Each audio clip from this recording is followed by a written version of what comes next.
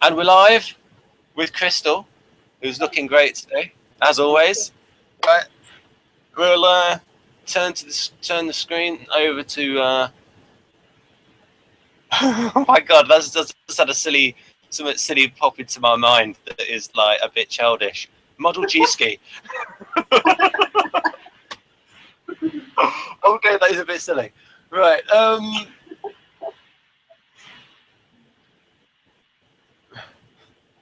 Right. What happens, folks, is this is a scalable vector graphic, meaning that when I zoom in, it's really, really sharp because it just rescales all the text. So there you go. Look, no stuff on the edges of the text. But because of that, this is where my sound might be going a bit funny. Now we're going to go through these bullet points in a bit. That bit might be an hour, but it might be like half an hour. But this is just to show where it is in the model, folks. So FI is in this creative position. And you're probably thinking, Ben, I'm an INFJ, and I love my FE. I will do many YouTube videos about how cool I am with my FE. And I'm thinking, yes, you're still cool with FE, INFJs out there. You got it here in the maximum energy column, in the bottom left.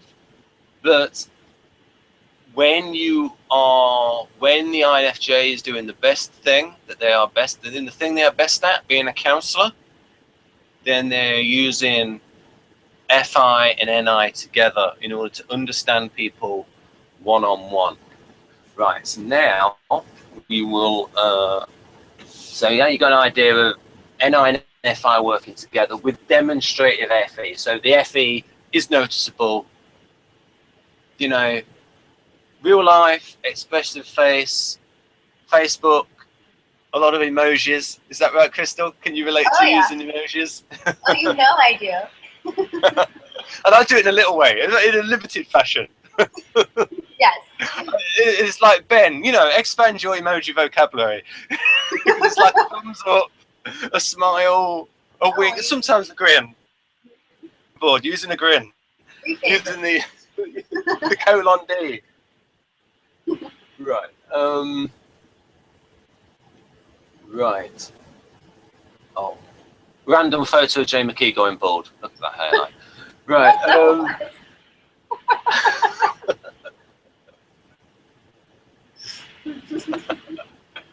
Right. Now, if someone was typing you based on quadras and say, oh, Crystal likes the NE, but That's no secret. right. Oh, there's an ENTP. Speaking of it, there's an ENTP. Look at that get up. Right. Wow. Right. Oh, the one for Dario. Buy his books. You're just advertising all over. So Crystal has neuroscience of personality. I have that, and I have 8 Keys to Self-Leadership, which is his functions book. It's a very good functions book, and I would say, and the NI chapter is endorsed by Victor Galenko, because I asked him about that in the NI hangout. So that's these are my results, my INTP results. Notice, folks, low extroverted sensing, so that fits SE polar. Quite high SI, good use, but that's just like getting a bit older. Not very old though, folks. Right. Introverted feeling, again, 38. Well, in theory. And then we've got now the way Dario defined NI, I thought, whoa, mystical. 13.3, because it's like talking about go into a trance-like state and meditate. No. No. So yes, it's for me. Oh no. Oh, for you. No, for myself. Oh, of course. Right, and in future, what we could do, I can do a hangout with Crystal about the hormones and Enneagram. Watch and out. this nice little table where, thinking about that, sevens, I think that's right, where sevens will, where they like high dopamine activities, but they're also pretty chill as well. So so relating serotonin to being chill fits. So basically they're chill in like all situations, I suppose, as long as they're not being bored. Now we'll have to Right. talk about that one. That's a little strange for future, because 2 is supposedly high in serotonin. Yeah, I mean, you can see how my view of Enneagram is not exactly nuanced. Like, like Enneagram sevens, oh, just want to have fun. It's like, Ben, it's more depth than that. A little bit more. Yeah, I need to. This is like you're my go-to person on Enneagram, Crystal. And it's like Maria's my go-to person on Socionics, and people who can speak English. Maria's my go-to. So you got two go-tos. Glad you feel like you can trust me, but I know there's people much more advanced in the Enneagram than I am. But I love it, so it's fun to talk about. Well, you're able to connect it to your INFJ-ness as well, because you can relate it to counselling and personal growth. Now, Chris Montoya's now into Enneagram, which is a good thing. I thought you might like it, and then he talked to someone about it. Yes, but it is correct. No, he is. He's got into it. Good. He's great. He's not into it. So I shouldn't really say these things, but yes, he likes the Enneagram now.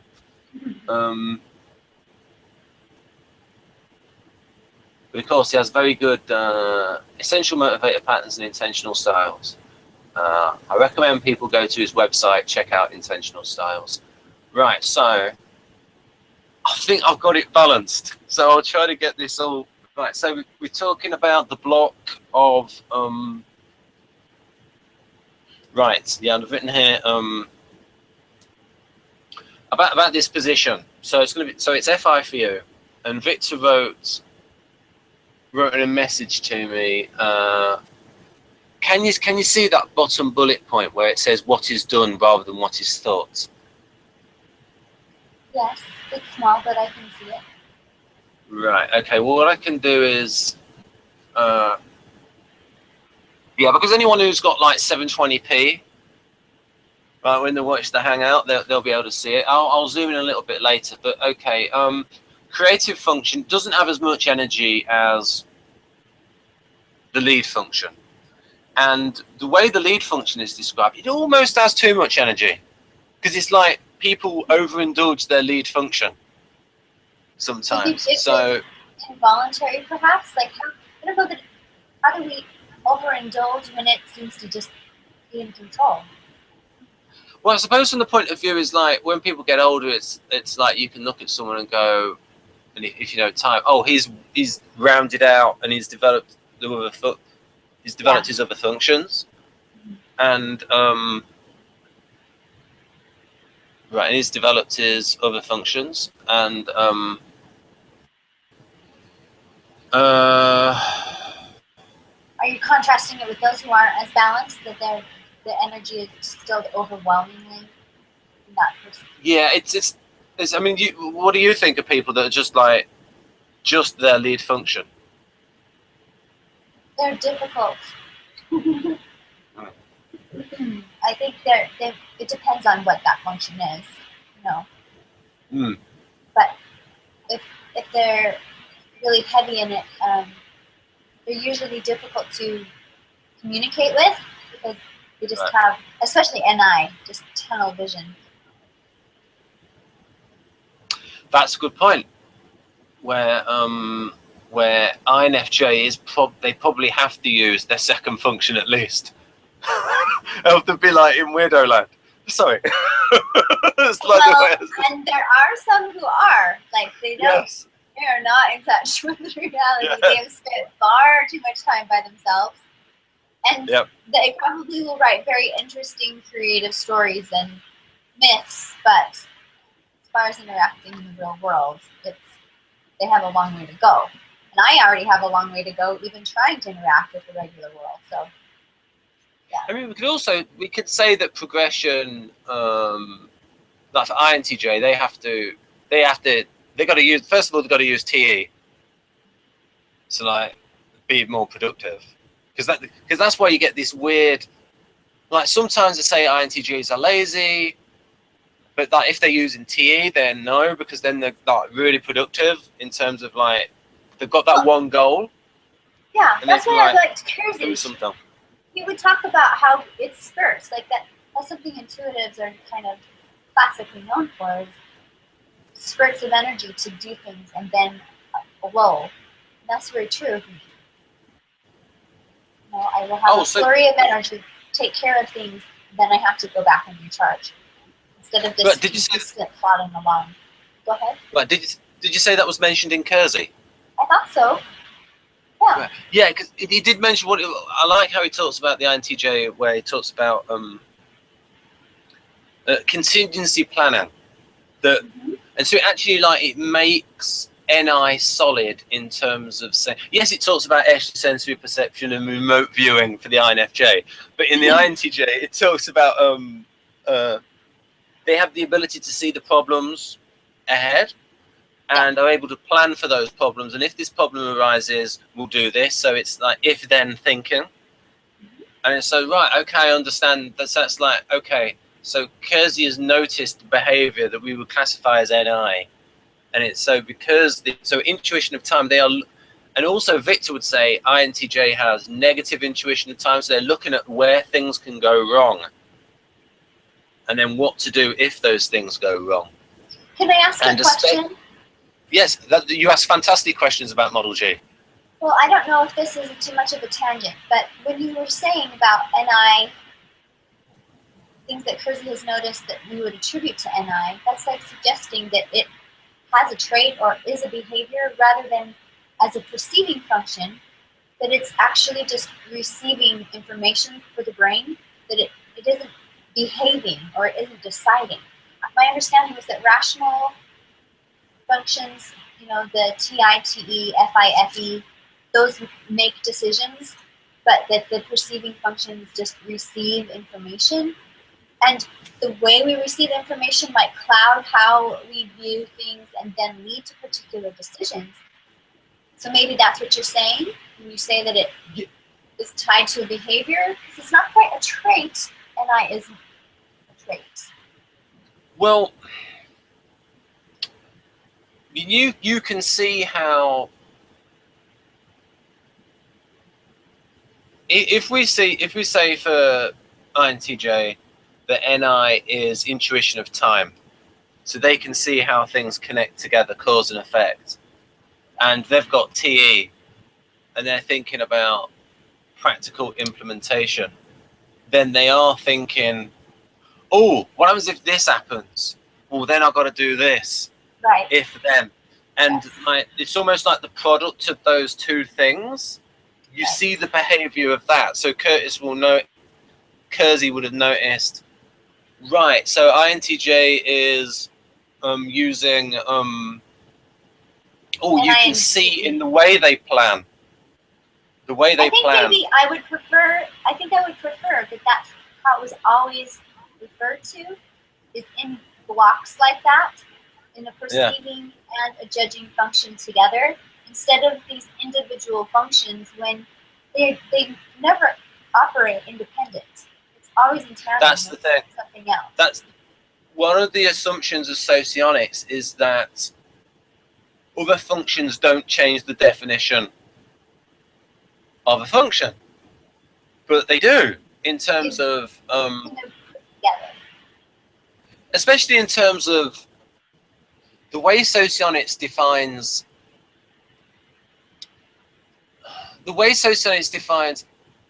well, what we see as the guardian behavior in MBTI, we classify as SI, whereas socionics classifies it as TI. Oh. That's TI in a completely different way. Pardon? You went a little fuzzy for a minute. Okay. You said socionics defines it as TI instead of SI? Is that what you said? Pretty much in Victor's model. So for instance, it will say SIFE likes clear instructions. And which is true. ISFJ does like clear instructions. But the kinds of socionics define, because it's like, okay, all the stuff that's by the book for the Guardians, socionics Witz will put that in the TI box, because for him the SI box is comfort sensing, so you can't put anything in there about algorithmic logic and by the book thinking. He's going to put by the book. He's going to put by the book thinking, stabilizing with the predictable. He's going to put in TI because it's about rules. But Guardians are using TI in a different way from the TPs, from INTP, ENTP, ESTP, ISTP. They're using it in a different way. So then you have to say, well, okay, how can that be? Well, maybe you can have your cake and eat it too. Well, if you say the motivation, what they're creating, you say like it's about their motivation. So it isn't actually using it in a different way. Actually, it's probably operating similarly, but towards a different goal. Yeah, and what it could be is, okay, if I say, okay, if I call that the S, and I'll show this graphic in a moment.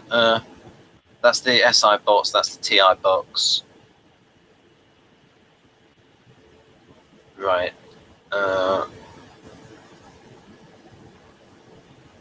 Right, and then that will be right. Right, I'll try and explain it like this. Right. I like you asking me these questions, Crystal, because it makes me get into like you stimulate me to go into like advanced. Yes, the cooler's on. I can take that off now. Right. There's the group, folks. Model Victor with a K. Model Victor, and please subscribe. Right. So, okay, I'm just gonna get the get that off. Click on my square. So, if we say MBTI is they will put in the SI category, they will put by the book. Yes. Following instructions. Well, do they say it's SI, or they just mean SJ, which means SI is strong for them? So yeah, I guess that's the same thing. Yeah, but basically, the way I define it as well is like just to make it simple. Well, and I guess that's the problem, is people in socionics get annoyed when we say SI because we're taking it from Kersey and he never used functions. So they're like, that isn't Kersey, that's just MBTI, but it is all the same. And I understand that. Yeah. It's just complicated when I'm trying to communicate, because then unless I sit them down and show them, like you're saying, everything that was said in Kersey and how it correlates with what the SI definition is, they don't have time or patience for it. Yeah, you almost have to take the functions out of the equation and say, look at the observations when you're comparing profiles. Sure. And what happened is the original MBTI profiles were like one paragraph each that Isabel Myers wrote. And Kersey wrote the descriptions. The actual MBTI descriptions are Kersey's descriptions that he never actually got credit for. Because they're his descriptions. Because he really expanded them. Because she had like one chart and like 1 or 2 paragraphs each for each type. So if we say MBTI SI is by the book, the essence of guardians. So it's like everything that makes a guardian is SI. And that makes sense because they all have SI as a valued function. Either SITE, SIFE, TESI, or FESI. Now, the way Socionics defines SI is as comfort. And the way they define TI. Right, so... right, okay, I'll have to get rid of that. And I have to say that makes that part of the book. And what it could be is, because they've split it off, okay, that's comfort sensor. And the TI definition has to fit all the other types. So the only way that they could get it right is that somehow, maybe this function changes the nature of this function. to make it the way Guardians use it. If you're saying it is TI, the way Guardians use, if we say algorithmic logic, well, and Dario said something interesting. He said INTPs use SI more than they think. Oh, well, that's true. So maybe, so that could be an example, because INTJs have tertiary SI, is how much is the SI affecting the TI? Now, what I can say in my case, in certain aspects of my life, yes, big time.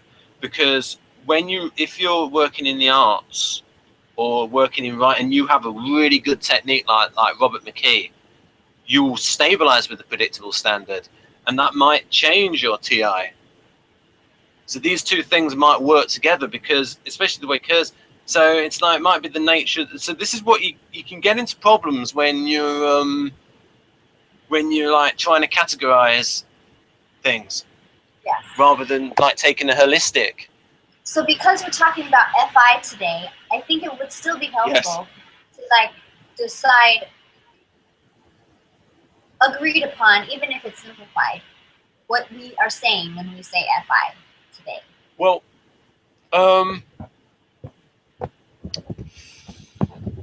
right. Well, I go by Dario's definition, which is staying true to yourself.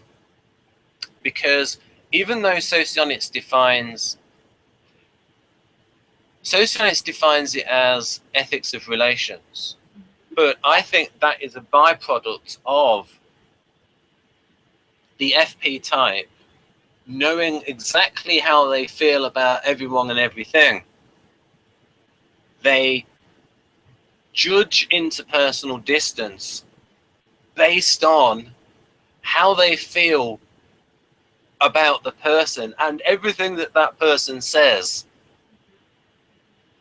Because they're like have a reaction to it, because like this part of the brain is active for them, where they're very good at picking up tone of voice, and maybe the ethics of is a byproduct of them being very sensitive and to their own feelings and how they feel about everyone. Whereas if you do the opposite of an INFP, like ESTP and ENTP, they're not like Jack said, he doesn't know how he feels about things. And if you don't know how you feel about yourself, how you actually feel about things, then it's going to be hard to know how you feel about a relationship as well. So I will share, I often will say I don't know how I feel, but it isn't true.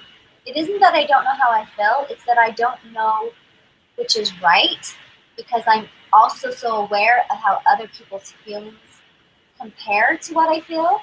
And my FE in that sense will always override the FI, yes. Even though I will be feeling something and I will have a sense of what I think is right, I suppress that most often with a group because, well, I can tell they feel this way and they feel this way and they feel this way, and right. I'm not comfortable saying how I feel is the right way to feel. That's the thing, is like there's two kinds of rights. It's like where and Jeff points this out as well. When I again, if I sometimes overgeneralize and I go too much with the Socionics definition, where I say, "Oh, FI determines appropriateness," Jeff will say, "Hold on there, Ben. Hold on there. What about manners?" And it's right. Manners do. A lot of people are going off manners in determining appropriateness. So it's like that's more FE, or so we think. Right. So here's a little hint for FI polar ENTPs. If you don't have a gut feeling of right or wrong, read a book on manners. Get by that way. Yeah, they can follow that a little easier. It's like that's what people used to do, like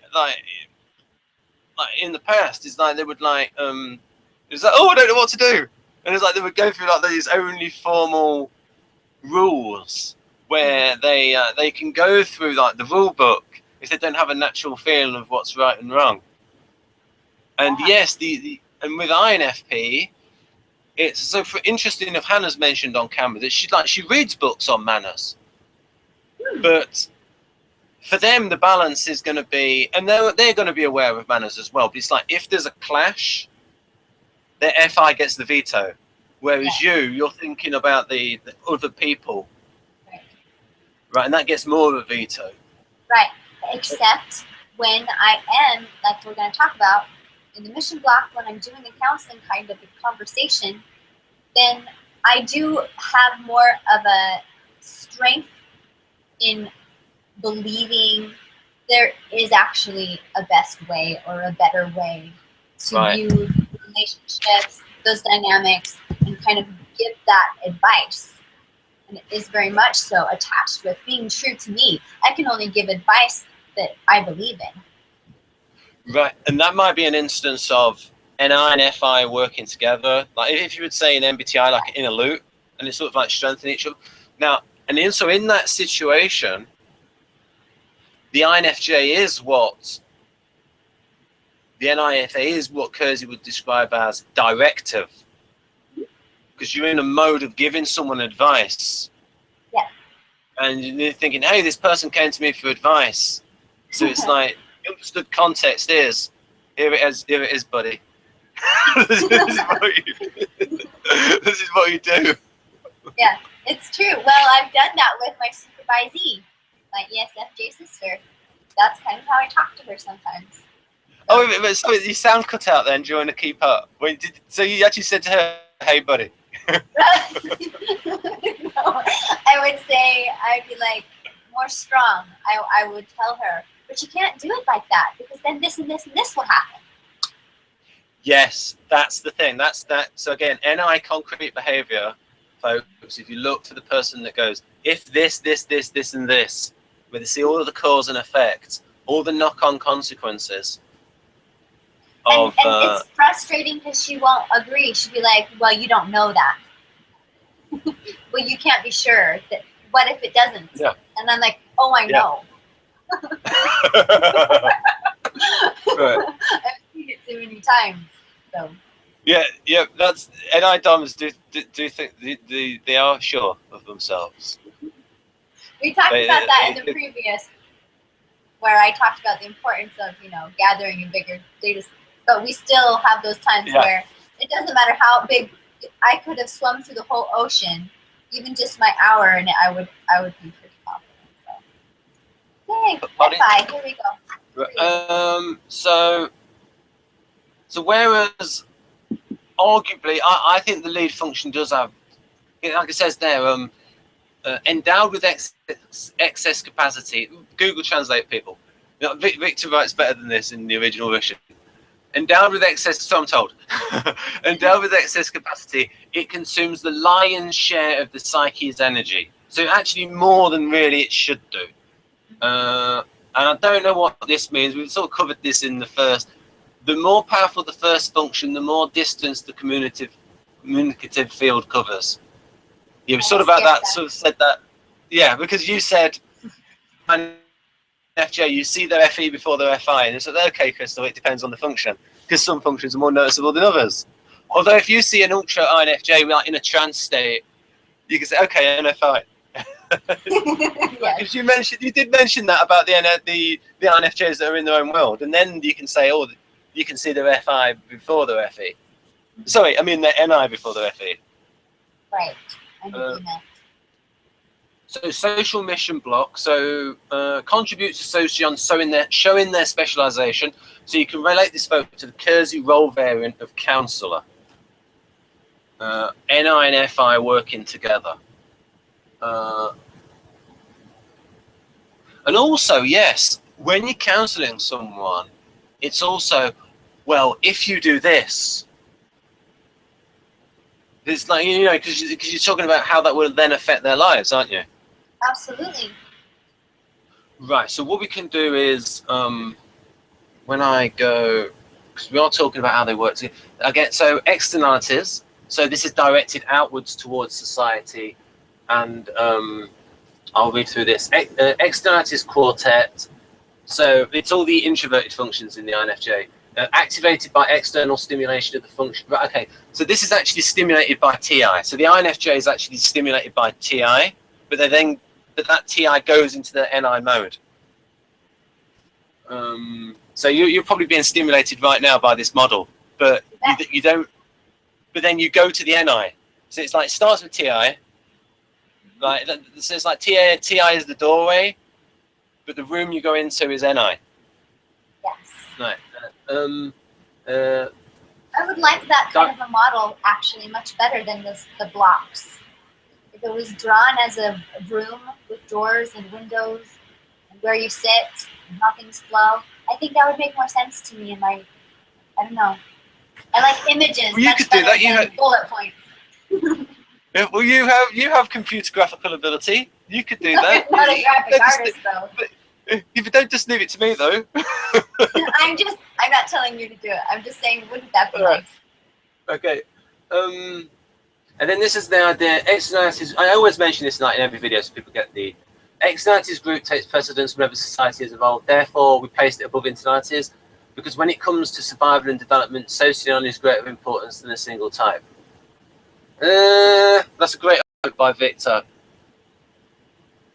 Possibly, I think what he's saying there is like someone's social mission in a lot of situations, that is more important than, because they have to get by.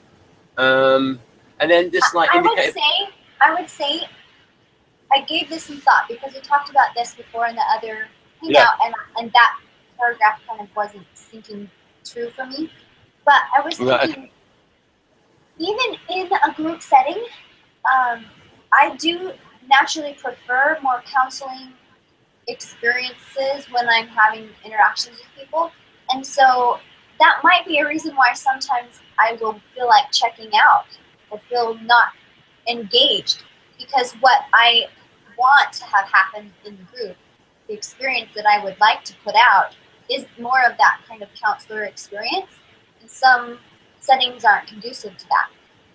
So where it talks about importance, it's of greater importance. Yeah. That's an example, at least in my experience, of how I guess that's true for me. That I would prefer that to be the way all of my interactions went. Yeah, and something here, down arrows, top functions suppress lower functions, but on its territory, the bottom functions are free from the control of the upper functions. Analogy, ride a horse. Now, what I assume Victor means about territory is, okay, in this hangout, people can maybe seem, oh, Ben, you have some ENFP type qualities. You're laughing like a madman.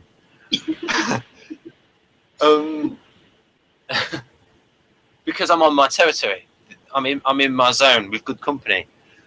More comfortable, you bet. Yeah.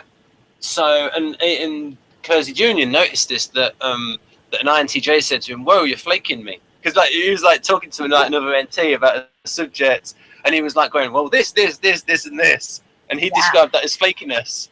Oh, interesting. That's weird. Because that's what INTPs will be like. It is like, oh, an INTJ. Oh, close enough. They'll like talk about lots of different subjects. Even unconsciously, like the INTP might have like a sensor that goes, right, abstract, thinker, and like an opportunity to talk about theory. And it's like they'll take that and they'll come out of themselves like a natural introvert. Oh, I want to say what I've been thinking about, like again and again for like 100 times, and then they'll like it will then come out. I think if you're the NE subtype, they will share it. My husband does not share half as much as you do. But you see, he might be. It might also depend on the field that someone's in, where it's like some things are harder to talk about than others. Well, and you get him with his brothers who are very much so into technology and computers. Then yes, suddenly he's a whole other person. But he doesn't have a lot of that at home, so that has a lot to do with it. I mean, it's like, if you've got like two INTP mathematicians, can they actually talk to each other without a blackboard? Probably not. Or a piece of paper? Because it's like, how do you like verbalize that?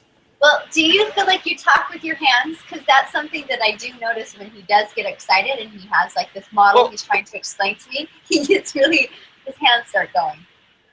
Yeah, Oh right, yes I do. When I've not got the share screen on, yes, people notice my hands going. So that's kind of taking place of your blackboard. If you don't have a blackboard, then you're like making the shapes of it with your hands. I don't know. That might not. We're getting really off track today, but that's not really Kersey. Kersey talks about NS and SPs talking with their hands more, and I don't know. My husband does it a lot, so. Yeah, I think a lot of types will do it, and one of the problems is people going off TV. Why they have actors and actresses not use their hands as much as they would in real life? Yeah. It's weird. And you'll see the odd thing where it's a more naturalistic style of acting, but so many things on TV, they're hardly moving their hands. Especially Star Trek. They hardly ever move their hands. They're just like stood straight. It is a little stiff. I guess they want us to pay attention to the words and their faces more. Yeah, but you can still have the hand movement like. It bothers you? I just want it more natural. I mean, it's like we can have a close up anyway. Just still move the hand, make it more natural. Just have it. And you'd think they would move their hands more when they're on stage. Yeah. Right. So we mentioned that because it's always important to mention the externalities versus because it is a little complex, and so it's one of those things. Because I've gone through it a lot of times. This and had to get better translations. We'll talk about that in the future. So now we've got so the optimum energy, right? Function receives as much energy as is needed to solve challenges. Again, so that sort of seems like you're using FI when necessary, like in a counselor role. So it's like, oh, in order to give advice on this person what to do, I need to feel their pain. I need to vicariously put myself in their shoes to try and understand where they are. Before then, I can then make before then. So the working together, the putting yourself vicariously in somebody else's shoes, FI, with the NI where thing. It would take me, absolutely. Yeah.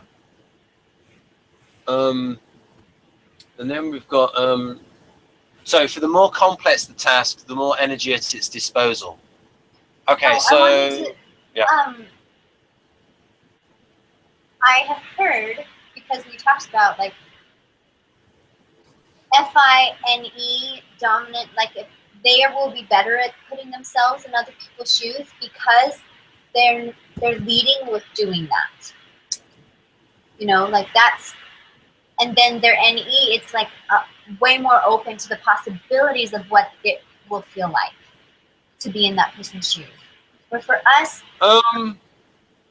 we do the same thing, but it's more of it's a limited pool of information of what we've observed, maps that we've made in our own mind of this circumstance would probably feel like this, and then checking to see if that's true and putting ourselves in what they've told us. I just think it feels like it's it feels more slow. Because NI is a slower function, it kind of simmers. Right. I'll just done a little diagram in the a little speedy diagram. So have we got about 50 minutes more? We're good. Yeah. Okay. Right. So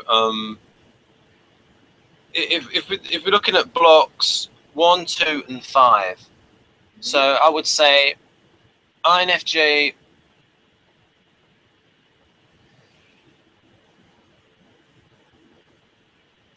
The INFJ interacting with someone in a counselor role is that they have the FE, so they're going to have a skill set of dealing with people where it might be that initially they're able to charm the person more than say an INFP who's more reserved. And it depends, what you're saying about that insight is they've got the NE, where I suppose maybe they could make the associations and connections. But I'm just speculating based on the functions. So, for instance, I would imagine an INFP, they might hear a piece of information and then make the connections and say, oh, that connects with what you've said earlier on. And so there you could see like these three functions working together. So, but maybe the INFJ maybe has a little more natural warmth and might be better at offering a solution because they have the NI with the SE. And it's like, well, if you do this, and maybe that's why Kersey had the INFJ as the counselor, so the mentor, and he had the INFP as like the healer, the reconciler. I think I do love those terms so much because I do believe that that is the difference. INFPs, I think I like to go to them as therapists better because maybe I don't need help as much with advice. Like I kind of know, I do my own therapy for myself as far as counseling myself. But the healing, that is something that we don't often spend time of. Just very few people will return to me the favor that I did to them of putting themselves in my shoes and feeling what I feel. And INFPs are really good at that because of that FI too, you know? So it is, that's an interesting difference. I think healer versus counselor, you kind of put them together, but they do play a different role. Yeah, and so this does show you folks how functions can be useful in getting you to a place, but they are only a tool. And so I was able to like look at the model there and think, okay, NE, that will make connections. But then I was always like checking with experience, got to check the functions with experience to validate the function. And the experience has to come first. Reality has to come first. And yes, if you have a large enough sample size, it's always got to be what happens in real life trumps the function. And then you have to change the definition of the function. Because otherwise you'll just end up with people who, it's like, oh, because you've got these, you know what I mean? You've got to be a bit more flexible in... But yeah, I would imagine it would be like that. And imagine oh yeah, you don't need to go to an INFJ because like your own, you have that for yourself inside you. You're your own INFJ counselor. Yeah, when I spend time doing things in journaling, like I will take it, I've gone to like grief therapy before, and when we were processing and I had like thought through, I could tell with that particular therapist, they didn't, it was like, well then what are you here for? You know, like, what are you here for? You've already processed that. And it really was to have that INFP type of healing experience rather than help me see where to go from here, you know? Right. So when you've talked to an INFP about these sort of things, do they make connections between the things within you that you maybe have not noticed? Yes, and it's a little spooky because it will be like an aha, but I distrusted at first. So I don't get the full benefit of their insights within the conversation. It requires pondering later, and then it will settle in and be like, yep, I think they're right. But I don't know that in the moment when we're talking because it has to go through NI. I have to like go home and look at my whole big map and see how that fits. I think, Krista, you're asking fantastic questions because I'm coming up with new stuff on the fly. Cool, good. It's sort of stimulating me, and it's like new insights. That's fun. Just like based on the model. It's like, oh, maybe this. Yes, write down notes for yourself and flesh them out for me later. Pardon? You sound a bit weird. Oh, I said write down your ideas and share them with me later. Right, okay. Oh, you could watch the video. Yeah, but yeah, just the main idea of how INFP and INFJ operate. Because I just thought then maybe, like what you said about the NE, And then I thought, well, I don't see any seeing potential in things, but I see. No, because that's 2NF. I see it as it sees properties, which and then it can make a connection between those properties and other things. So it's like when Douglas Adams watched the sumo thing. It's the same thing. Yeah, but language versus NF. Yeah, but it's like potential's a bit like mystical. But it's like if properties, it's like Douglas Adams has the phrase. He's watching the judo program. Use your opponent's weight against himself. There could be like a load of ENTPs watching that, and INTPs, and anyone could be creative, and they hear the phrase "use your opponent's weight against yourself," who could like use that phrase and apply it to lots of different things in their life, and connect that phrase to something else. Where they think about, okay, so use the weight of something against itself, but they would like solve different problems because they have different things to make connections between, because everyone's different, everyone knows different things, everyone has different needs. So their connections will be different, but the actual idea itself was not in the phrase "use your opponents," but because that sound bite wasn't connected to all. It's the person that's made the connections, and I like how Carl Jung wrote how we don't know how much potential was in the object and how much was read into it by the person. True, this is true. Right, so we have, I like this video so far, very good, comparing it to my other ones, people.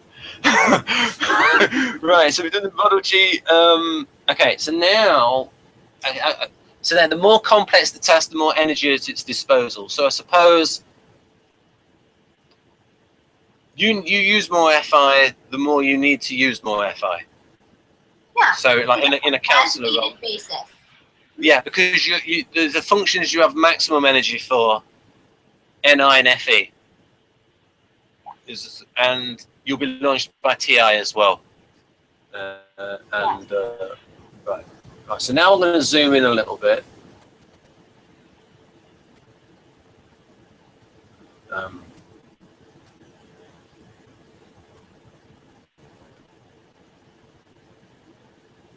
It's not on screen, by the way.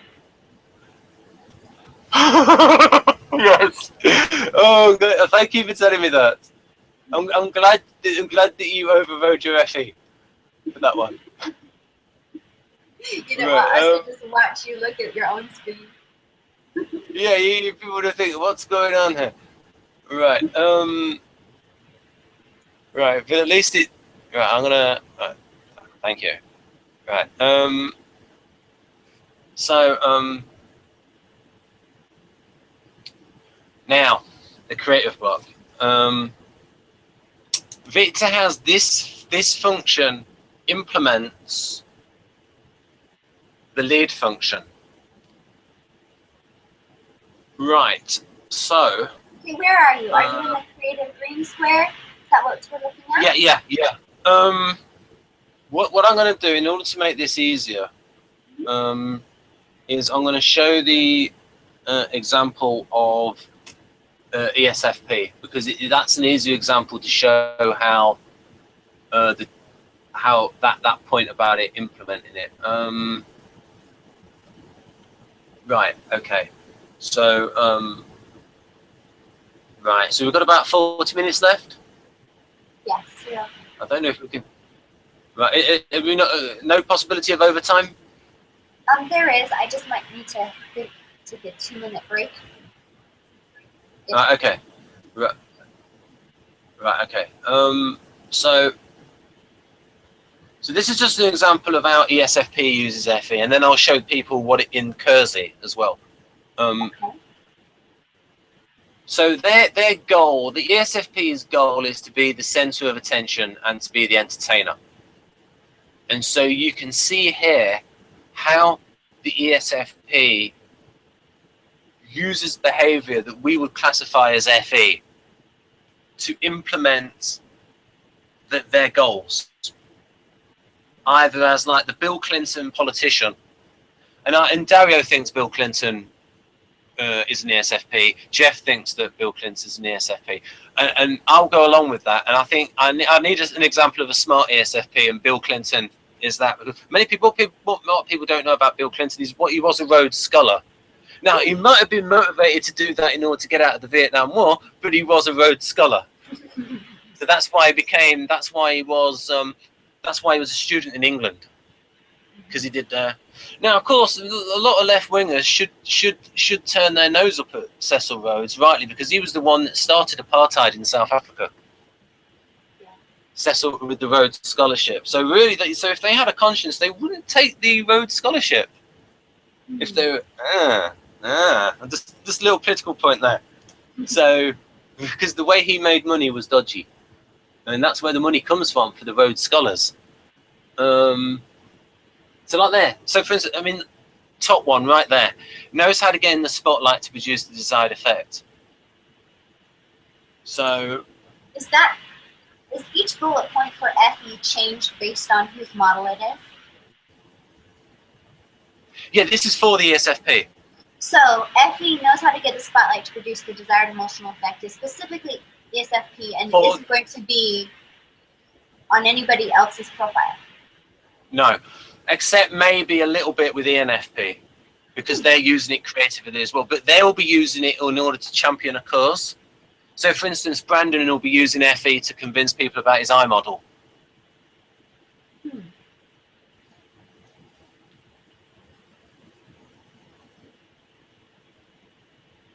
I mean, even right there, Victor's noticed the same thing. I think it's very interesting, because I know there's ENFPs who seem like ENFJs. Maybe this is why. Quasi-identicals, because if in Model G they are, for ENFP, NEFE, and ENFJ is FENE. Right.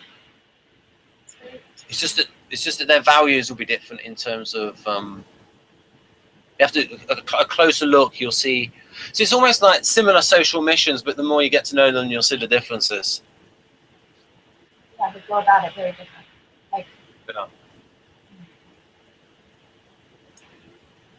So you have one for the NiFx.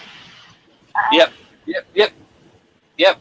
So that's just an example, folks, of how they work together.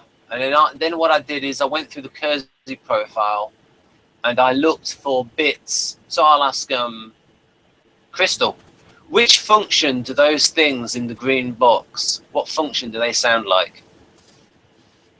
Sorry, it's black for a second because it takes a while to show on my screen. Okay. Read it to me. Can you see it? Okay, there we go. And I'm looking at goals common to all artisans, or where am I looking? This green box, which function do these... So I've taken these from the Kersey ESFP profile. And so which function do you think these sound like? Definitely extroverted feeling. Yeah. And so... But if you were to look at, and again, people with quadras, it would say, oh, ESFP doesn't value FE. No, but they use a ton of it, though. But they're not using it, not using it the way you use it, where they're using it for their own ends. And their own ends, attention, show business, the politician. They're using FE creatively as a means to an end, as the means, whereas those are the goals. So they're using it in a different way. Well, and blocked with SE being so much more forceful, so much more powerful, directed for their own means, it feels completely different. Yeah, and I like the way this is, the way Kersey defines artistry, audacity, adaptability. Now you could say audacity is related to force, but definitely those three things are, especially when you look at SFPs, because they're not about the force the way that STPs are. Right, so this is an example. Unless they're being challenged, unless you challenge them. Yes, because they've got resistance, because they don't like, yes, they don't like being told what to do. No. So it's like if you invite, it's the best way to invite Jeff to a hangout is not tell him about it in advance and just send him the link. And then, because if you say, oh, Jeff, can you turn up at a certain time on a certain day? No. How are you revealing your manipulative ways? You're revealing your manipulative ways. No, he tells me that. He tells me that that's the best way to do it. Okay. I guess if he's giving you permission. Right, Don't do that random. that doesn't work with me. Oh yeah, you want it the other way around. This is just a random from Battlestar Galactica. At this point, Trisha Helfer's character number 6 has just been told, like she said something clever, and the baddie said, "Very clever," or is it the glasses? And that's her reaction to being told that. I love that reaction. I love that reaction on her face to being told that. That's fantastic. Right now, so done the externality. Right, okay. Now we go back to the block of. Is that? Okay, just so people believe me, that there's the Kersey. Pleasing others, lift others' spirits, radiate warmth, charming them, stimulating those around them,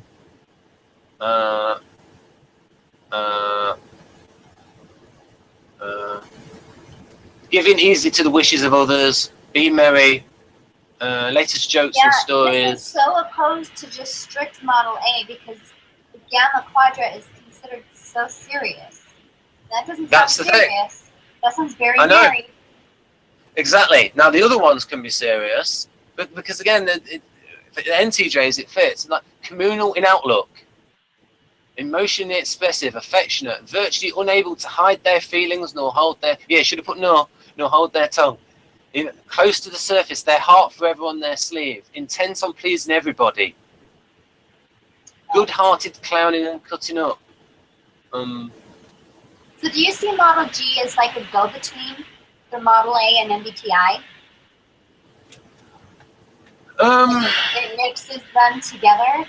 It's rewritten it using those similar, because that doesn't sound, that artisan, I know that that's people that I've met, and because I was in MBTI for so long, that's what I typed people through forever. And I would agree with that ESFP profile. But then when I learned Model A, and I'm thinking, well, that does not match their description.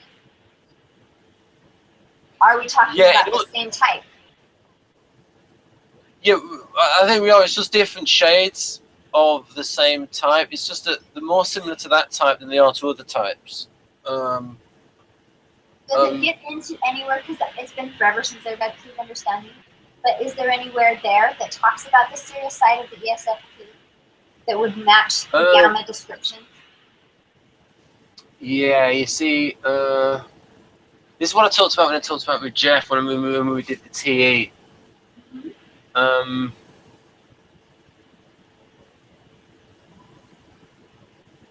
Yeah, the serious side is going to be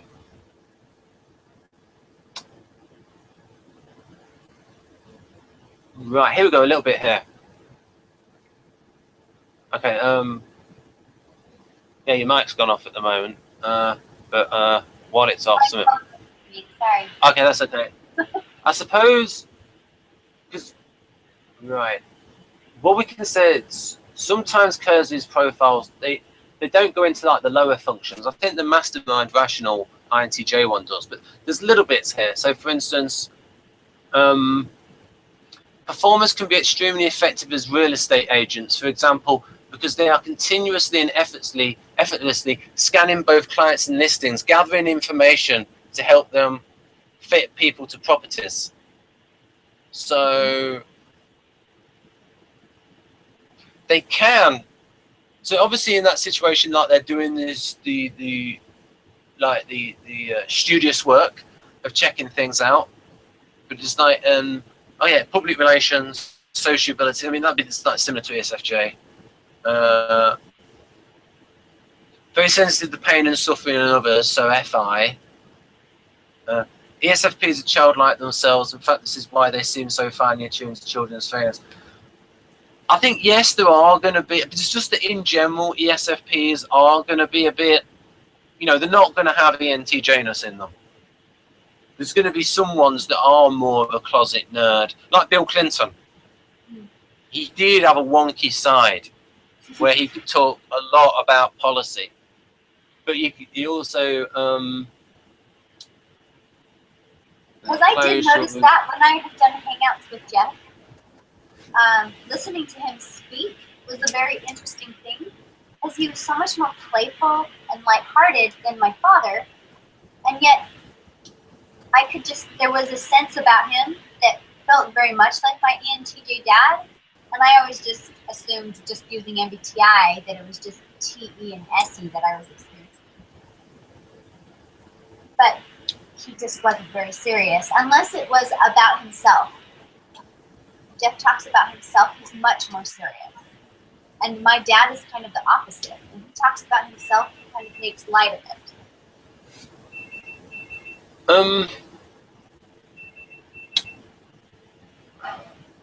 One of the things people might be thinking in this profile, oh, it doesn't talk a lot about the practicality of. But you see, that might be in the chapter on S. Maybe he didn't have experience with them. Oh, Kersey. Oh no. Oh. Whoa, whoa, whoa, whoa, whoa, whoa, whoa, whoa, whoa, whoa, whoa, whoa, whoa. Kersey. Whoa, whoa, whoa, whoa, whoa, whoa, whoa. People think it just sounds very surface. But that's.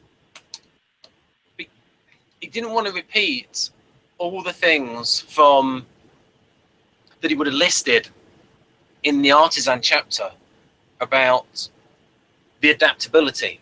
And so that is where you're going to get all the practical stuff.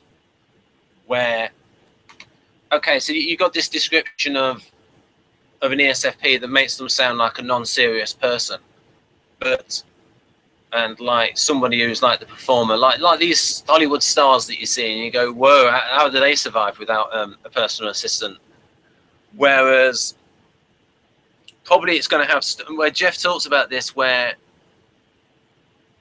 it's not the instinct for them to do that, but because they're grounded in reality, they can do that stuff.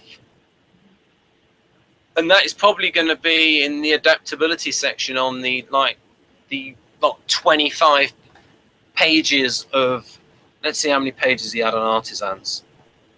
How many pages? So 32 pages. That's just like a very quick overview. That's not actually the full description. Like, no, what we just looked at is just a very quick overview.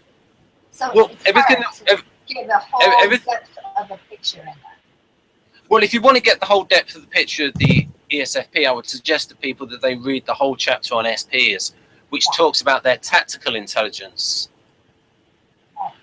So, and once you know about them, because the tactical intelligence is going to be the same for all of the SPs, then he doesn't need to talk about that in the profile. So if someone's just looking at the profiles, it's go, oh no, it's not talking about how they're intelligent. Well, he did talk about it, but in the rest of the chapter. That makes a lot of sense. So these little profiles are just little distinctions amongst that temperament. What will stand out in a crowd about that temperament, not the entire picture of who that person, that type is. Yeah, I mean, it has all the stuff in here about concrete word usage, Plato's artisans, concrete utilitarians, concrete word usage, utilitarian tool usage, the tactical intellect, so a big interest, practice, skill, tactical role variants, tactical opera, and it actually talk about how, and those profiles are the role variants, and actually it will talk about how artisans can actually perform other roles. So, for instance, an ESFP can act like an ESTP if they're in that, if the situation calls for that. But it's not natural that they can actually perform all of the SP roles, but to different degrees of effectiveness. Just like INTP can be put in like an INTJ role and an ENTP role. Because there is looking at the. It's again, it's like the social mission block. Does that go along with the shift theory that Maria started talking about? Yeah, maybe a little bit. And also, I see the Kersey role variant as equivalent to the social mission block. Like as soon because like when we saw that profile there, you could see SE, Yeah. Now, the one that's different is the mastermind profile, which has a load of detail, which talks about the FE polar, but then says things like, beneath the surface, they are highly romantic people and very emotional. So it's like, whoa, that profile does have a tremendous amount of depth. So it's like, because it will mention things like, but not at the cost of having a submissive mate. So like that goes into like, oh, suggestive SE. So it's like more of the behaviors that we would associate with the functions are mentioned in the INTJ profile. Whereas for the performer, that is like their social mission. And if you want to know about, and like I said, tactical intelligence means that yes, someone's like an actor or actress, and a lot of people get the impression, oh, they don't know how to tie their shoelaces if you take them outside of that situation. But if they've got because of their tactical intelligence, when a new situation arises, they're able to adapt to that situation because they're improvisers. And so again, that kind of stuff is outside of the profile because it's things that are common to all artisans, that kind of brain. And so people need to, and I need to finish reading it all as well. I need to read it, and then you get, and it's like Jeff has read it lots of times. So, for instance, he pointed something out that wasn't in the profile of INTP and INTJ about the difference between the NTPs and the NTJs, where he said that the NTJs will rank things in order. So INTJ will put things in serial order in terms of like going into the future, and ENTJ will put things in rank order in terms of hierarchies, whereas NTPs will put things in like a system field theory of, well, this affects this and that affects that in a complex system. Socionics. Yeah, so order versus organization. Yeah, but that wasn't in the profile. That distinction between the TE and the TI wasn't in the actual profiles, because like Kersey assumes that people are not just going to read the profiles, that they at least read the whole chapter on their temperaments. Yeah, they should. Oh no, we've only got 20 minutes left. Can we go into overtime? Yes. Sorry, I took you on a tangent. It's okay. That's okay. So how much overtime do we have? What time is it? It's 12:48. You can go to 1:30. Right, okay. So is 1:30 your maximum? I would just need to pause for 2 seconds after that. I need to make a phone call, but then after that, I can come back. Okay, that would be great. Yeah.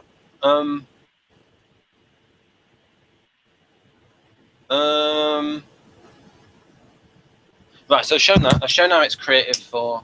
So it also might be a situation where Galenko's creative function is more noticeable in certain types than others, because FE is such a noticeable function. You can see, whoa. So basically, all the types with E and F in their type code are going to be using FE. Yes. No. So we got ESFJ, ESFP, ENFJ, and ENFP. Right.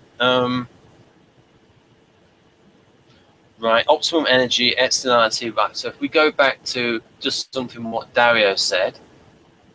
Yeah, because usually this hangout needs to be quite long, because in order to get people to buy it being the creative function, because it's like when I first saw the model, I was like, what? Where's my lovely NE? Because it's like when it says, oh, use NI rather than NE. I don't. It's like where it's like, whoa. It was like a mind bender when I first saw this model. Mind bender. Right, well, so in Model A, like they talk about 4D FI, like four-dimensional. So for me, it wasn't as big of a deal because I'd already come across the strengths. The way that they talk about the strengths of functions. So for it to just be equal, I was like, well, yeah, it is. But under what circumstances and things That's yeah. the part that's interesting. So we've seen, folks, how the ESFP uses FE creatively to get to their ends of being the center of attention, either as politician or entertainer, or just like even in the workplace, ESFP is going to direct attention to themselves. Jeff. We love it. Very yeah, because it's the entertainer. Yeah, very entertainer. So the idea in the model is that is used creatively to implement the first one. So it's not valued. So it's like execution of decisions made at stage 1. The function implements or creates. The function is flexible and unconventional, which is associated with creativity. Paired with the break function. Okay. So are we? Do you want me to see it? We need to put it up on screen. Oh God, thank you. Oh dear. Yes. Thanks for reminding me. So it's used creatively. Now, when it says it's used with the break position, right, this is a little bit complex. So because you've got FI there, in your polar position is TE. So like the ISFJ, so Victor has wrote some information for the ISFJ, and because they're also TE polar, and he wrote here in bold that because they're also TE polar. So SIFI, so the ISFJ, creates new relationships by bringing people together, hence the name mediator, and expects the business logic part to be custom made for his activities so he won't overexert himself. So maybe INFJ also expects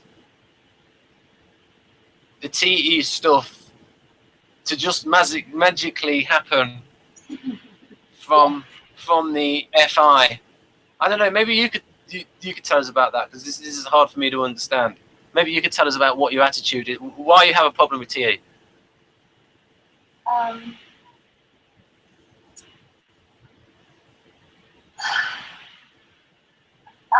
Implementation, right? Like it's business logic, right? Yeah. So I just don't have. It just doesn't matter. It's like, well, of course we'll do all of that, but that's just not where my thought is. I know that those things need to be placed.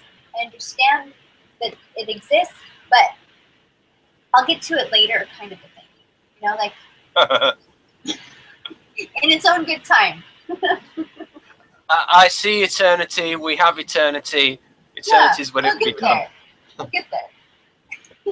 We just have to make sure that we understand all the ins and outs, the reasons why, the cause and effect, how it will affect people.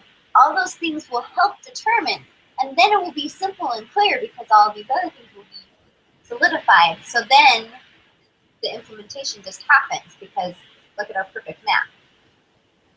Ah, right. So it's a little bit like that, where you assume the implementation. Things will take. It will take care of itself. Yes.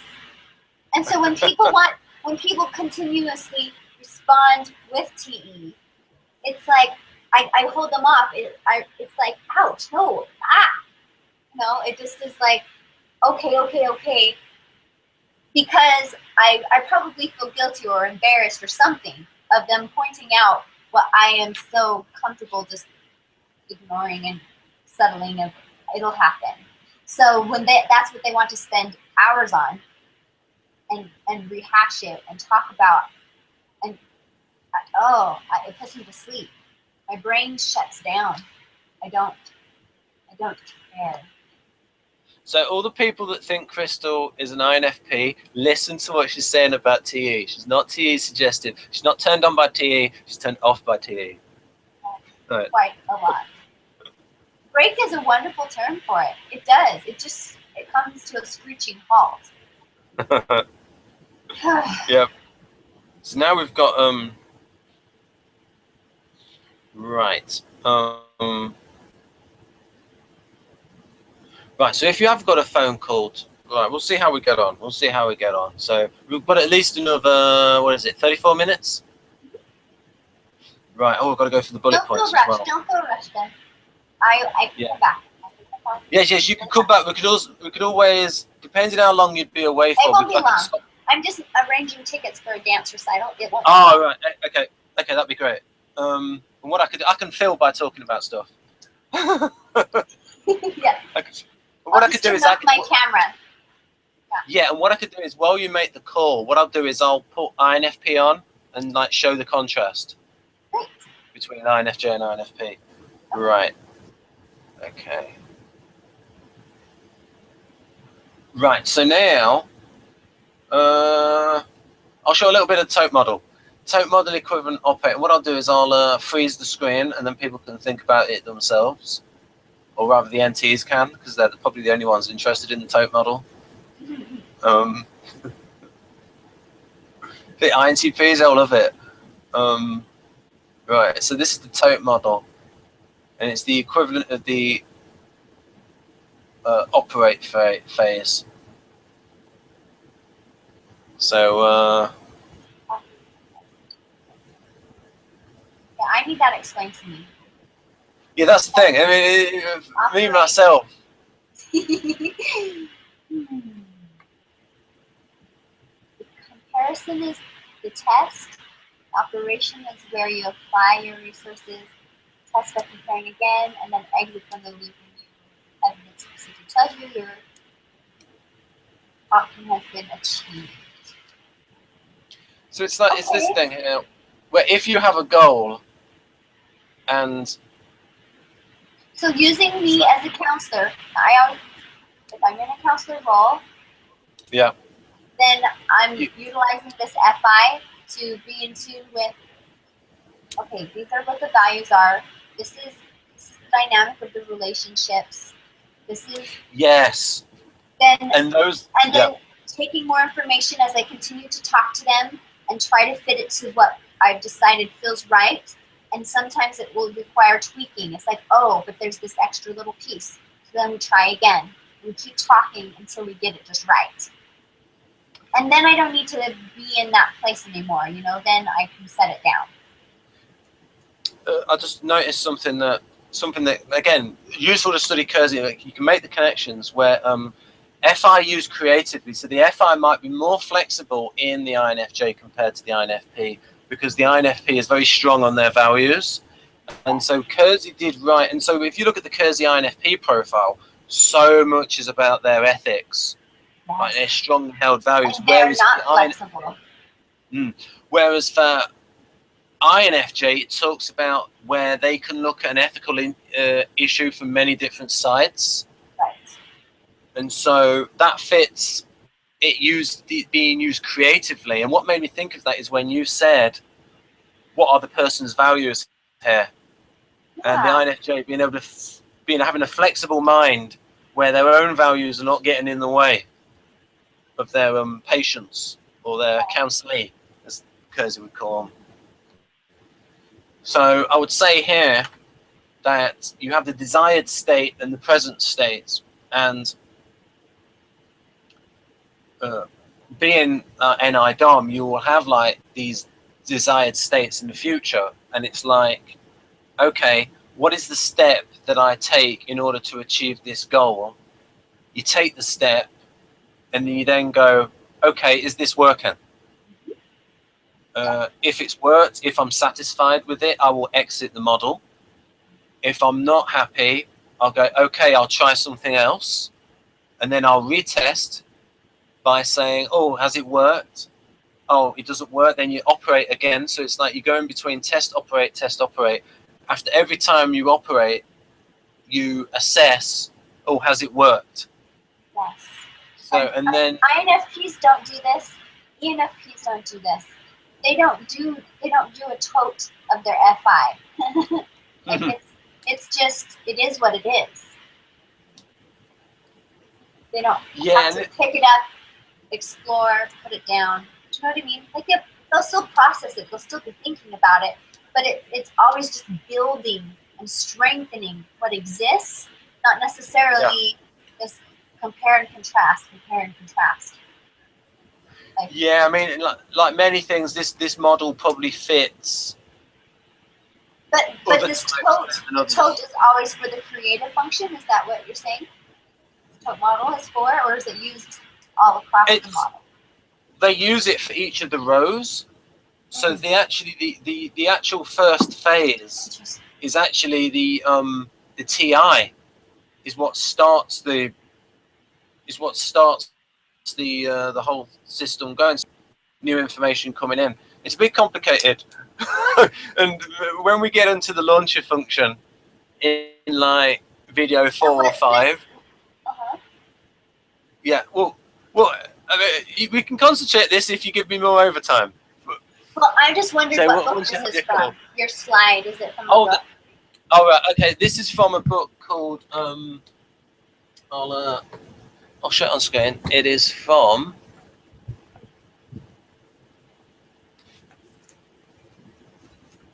it's from an NLP book. Here it is. I'll just get it's from this book, and actually Dario said he had this book. Introducing NLP. And Victor's into NLP as well. And John Seymour and Joseph O'Connor. And the best thing about NLP is... Galenko said this is... Oh, that's one of the reasons why he does all the eye accessing cues for his temperaments. That's why he wants to see people on video. When I interview them to type them, because he looks at their eye accessing cues. Because he thinks that each of EJ's, EPs, I little j and I little p, they move their eyes in different ways. Do you agree? Or you're just thinking, not sure, it could be, it's a to-be-tested theory. But, yeah, it's one of these things like, I mean, in like Darren Brown, who's like a hypnotist, he says the eyes have it most of the time. Like you will see these patterns. And so this is like eye accessing cues that I showed with Brandon. So how the eyes move. Right? And generally what people do, and people will notice it with me, is when I'm recalling something, I will like go like this. I go and look in the top left to recall something. And like when it's visualization, people just go straight ahead, like that chance state. Wake up, INTJ. Right. Be in the now. Maybe visually constructed images. If NI is where all of the energy is, what is NI doing? What's the eyes doing for that? I don't know. Maybe it's that visualization thing where it's like they're looking straight ahead. Yeah. And it's like in a translate state. Hello. Yes. Yeah. And now, visually remembered images, so they're visually constructed. So it's like, hold on there, mate. Are you lying?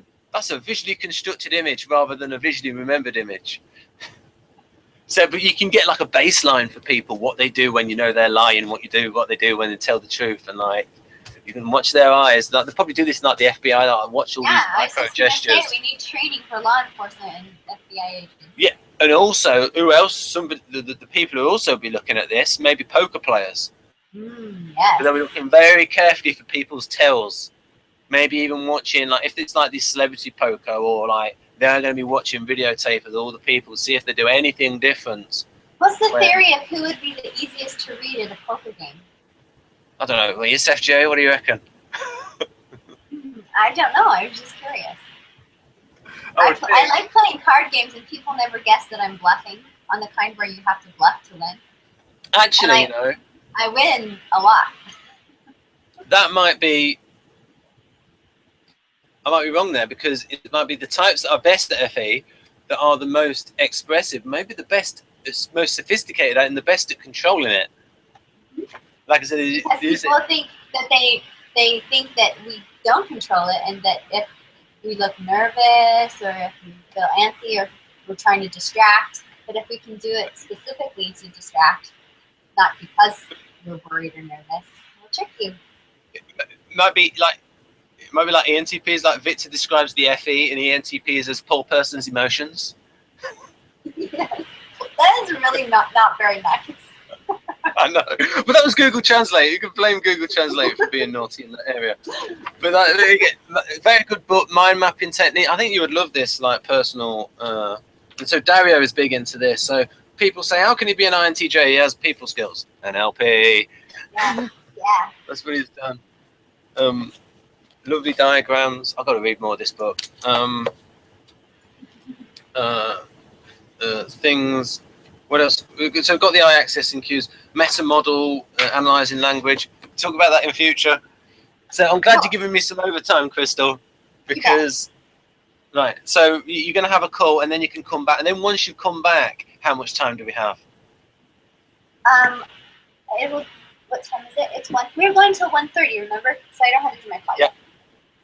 Right. So once you've done your call at 1:30, once you then come back, how much time do we have after that? How long do you need? It might be another hour after that. I don't know. It depends. Okay. I will grab food when I get my call then. I don't need food. Okay. Okay. Excellent. So if we had to, we could have another hour once you've come back. Excellent. Okay. It probably won't be that long, but you know, I need to because you're getting stimulating me. You're getting a lot of good stuff out of me. Let's keep going. Yeah. Right. So do you need? Oh, I'll go back to tote model. So do you need? Because you're asking good questions that actually makes me explain things better. So basically, it's just a system of going towards a goal, checking to see how are you getting nearer to that goal. If you're not, trying something else. So just that continual thing of feedback on yourself to see how well you're going. It's sort of like a progress report to yourself. Which makes complete sense because I do believe that the functions are always working in tandem with each other. And so there would have to be this back and forth checks and balances process. Yeah, and Victor thinks it works across the top row. So all 4 of those top are doing that back and forth. Yeah, in sort of. Which is very strange because they're all introverted. So what's feeding it? I guess all 8 are doing their own little flow, right? Okay.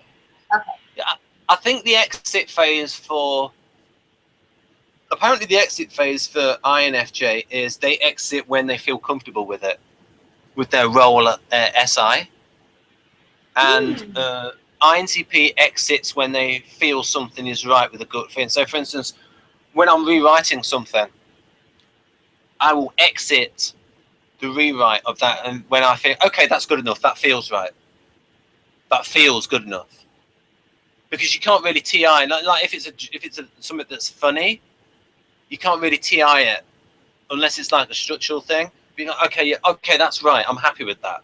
So you sort of exit when I get my FI stage is the exit phase when I feel something is right, and if I don't feel something is right, I'll go, oh, that doesn't feel quite right, I need to work on that. So that is like my exit phase. So for me, I'm trying to compare to SI, right? That's what you said. For me, it should be. I think it's comfort. I mean, it sounds a bit similar. Gut feeling, FI, with are you comfortable with something? I don't know how to distinguish those 2. Maybe when you're counselling someone, do you feel like you exit the session when you feel comfortable? I know it sounds a bit vague, but no, actually, I exit when I'm uncomfortable. When I've reached a place of overload, where depending on the person, like if it's going well and they're receptive, then yes, we exit when it's comfortable and it's settled and we kind of know where to go from here. But when other personalities are not as receptive, and so I exit when I just can't take the discomfort anymore. Say you were doing counselling professionally and it was over many sessions. Do you think your exit would be, oh, I feel comfortable now? The exit is determined by the clock when professionally. They only get 50 minutes. You know what I mean? It's like if it's over many sessions, you don't need 5. Oh, yeah, graduated? They've graduated. Yeah. Right. So they're using different criteria to see whether they've graduated from the...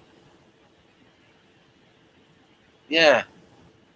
Like I said, you get these little... I have an idea. Yeah. I have an idea. So we've said for the role, NI and SI, like it suppresses each other. So yeah. SI would probably be where I exit because NI is exhausted.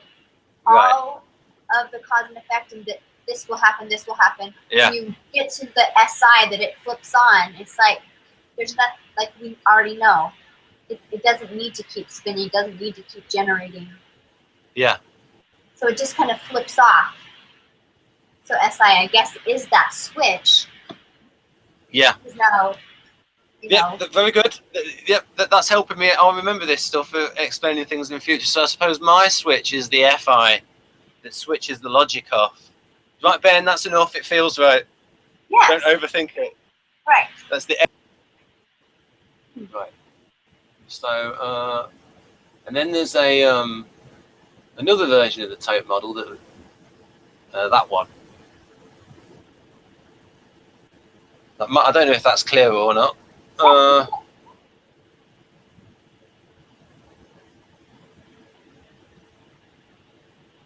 Right, and so that's when people exit, when they have the evidence for the achievement of a certain goal. Yeah. So again, it's just a sense where they can constantly give themselves a progress report.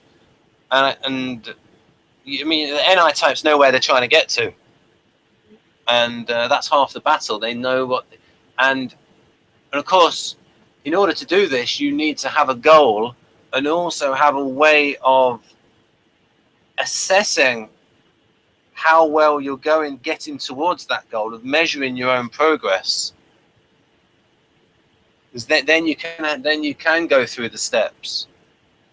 And I think that EJOND said that about that the STP can see the steps, but they don't see the end goal, whereas sometimes INFJ can see the end goal, but they don't know the steps of how to get there. Absolutely true. That is very, very true, which is exactly why TE polar makes perfect sense, because those are the steps. Yeah, the practical ways to implement the goal. That comes last. Yep. Right. What do we have here? Right, now we have, go back to, I think we mentioned now we mentioned something about Dario, and then I can show the brain map. Right. Well, I can show the brain map roughly on camera, because I still want people to buy the book. Have you got the book near you? In a different room. Right, okay. Get it? How quickly could you get it? A minute and a half. Dario's Okay, book, yeah, right? if you could get that, please. Yeah, Dario's book, Neuroscience of Personality. Right, excellent. Right, so what we're going to do, folks, is look at it, and then if Crystal shows it on camera, I won't get told off, she will. Right, you just don't need to hold it too close to the camera. We're going to make people should buy the book, because Dario publishes it himself, so it's his income. Right, and he needs to cash in, because it's not going to be a stable income. And he lives in California, and they have a high tax rate there. Right. So I've got NITI. Oh yeah, NITI, NIFI.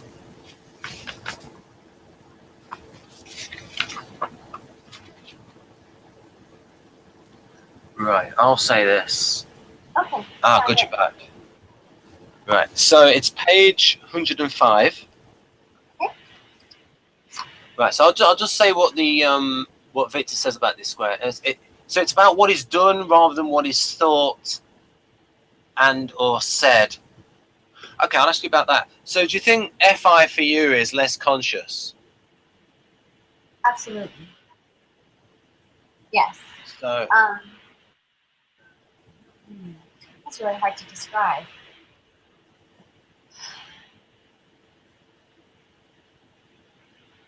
It's always occurring though. like when circumstances come up that require like another thing I thought of what I feel I use FI for is like when I'm having trouble with a particular relationship. Yeah. Then I do that tote model. Right. Ah. That starts to happen of, you know, what feels right, what makes sense for that relationship, if we're going to give each other what we need, if we are on the same page, if we relate to each other in ways that are supportive, all of those things. It's like a checks and balance until I decide keep it close, farther away, or eliminate the relationship. Right. So you might even like try different operations and assess how well they're going, and then eventually like get to a point where you might feel, well, I've tried all these operations. I'm not exiting because I've achieved the goal. I'm exiting because I've lost. Right. Another factor. Yes. So, what are we looking at on page 105? The Melissa's cognitive skill set. It's the brain map of INFJ. So Melissa, and I'll just say here. So I'm thinking that because it's done rather than what is thought about, and the EEG activity pretty much measures what is actively being thought about a lot. So I'll put here, thus high EEG activity is not necessarily predicted for this function. And then I've put, but for ISTJ, ENTP, INFJ, ISTP, ISFP, and INFP, they all show higher EEG activity for this creative function than for the auxiliary function. Other types show more auxiliary. So if you look at page, if you look at page 96,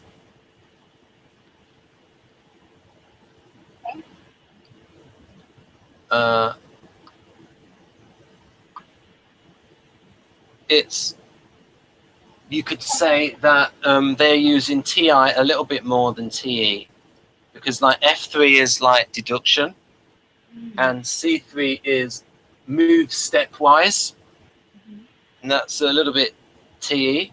And also, if you look at what did I classify? Oh, I classified ISFJ as Model A, ISTJ as Model G, just in terms of activity. If you look at one that is a massive creative function, is if you go to page 120.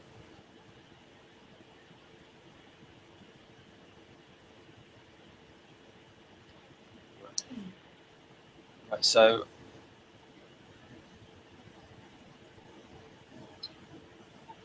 I like going back to the other ones.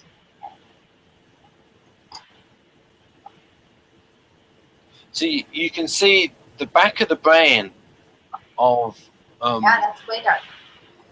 There's a load of activity, and that's O1. Yeah, O1 is occipital 1, so the occipital lobe, and that's connected to the visual cortex, and that area is very active for SI DOMs, but also in ISFP. So that really fits Model G of it being FISI for the ISFP, which makes sense because they're using their imagination when they're being the composer, when they're writing stories and being an artist. Visualizing. Yeah, and so Victor actually calls ISFP an SI type. Now, of course, they've also got demonstrative SE, which makes them a bit feisty. And then I have for the INFP on page 121, there's quite a bit of activity in T6, which is to do with NI. Now, it's hard to actually see NE in here, but usually P4 is active for NE. And so I've put that, so you can see they use quite a bit of NI, INFP. But if we go to, so what's that?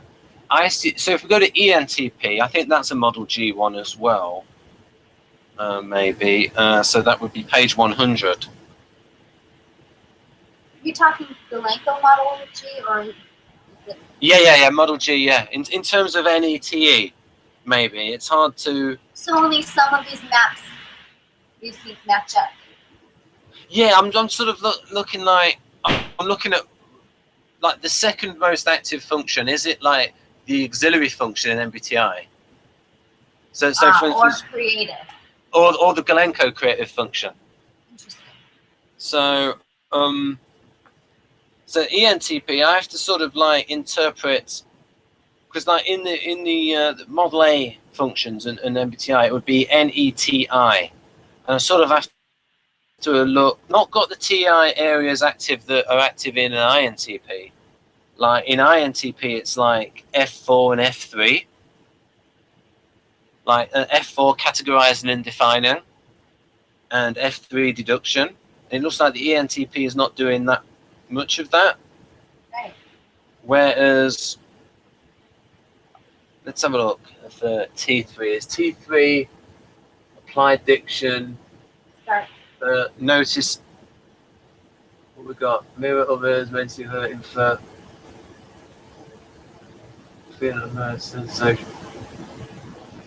You have to look for the TE areas. It depends. I mean, the FP1 is TE as well, but some types don't have. And also, the P4 is a weird kind of TI. Way many factors at once. Could be any. Do that too? Pardon? Does FI do that too? Way many factors at once? Like we do. I don't know. I'll have a look for INFP on page. Oh no, I mean the INFP is not active there. Well, usually they know how they feel about things. They're not going to be. And maybe that's another thing with ENTPs is that they don't really have many feelings. What I mean is like convictions. So it's like they're thinking about all these different possibilities and not really like holding on to one core moral belief. Like thinking about many. That's why they might appear like. I mean, they might think, "Oh, you're trolling." No, I'm just looking at different possibilities. That's probably what they actually. But they're probably trolling as well, though. Well, that's yeah. Because they're like there to show off intellectually. Because they're extroverted, and the way they interact in society is by showing their intellect. Yeah, that's what's going on inside. Yeah.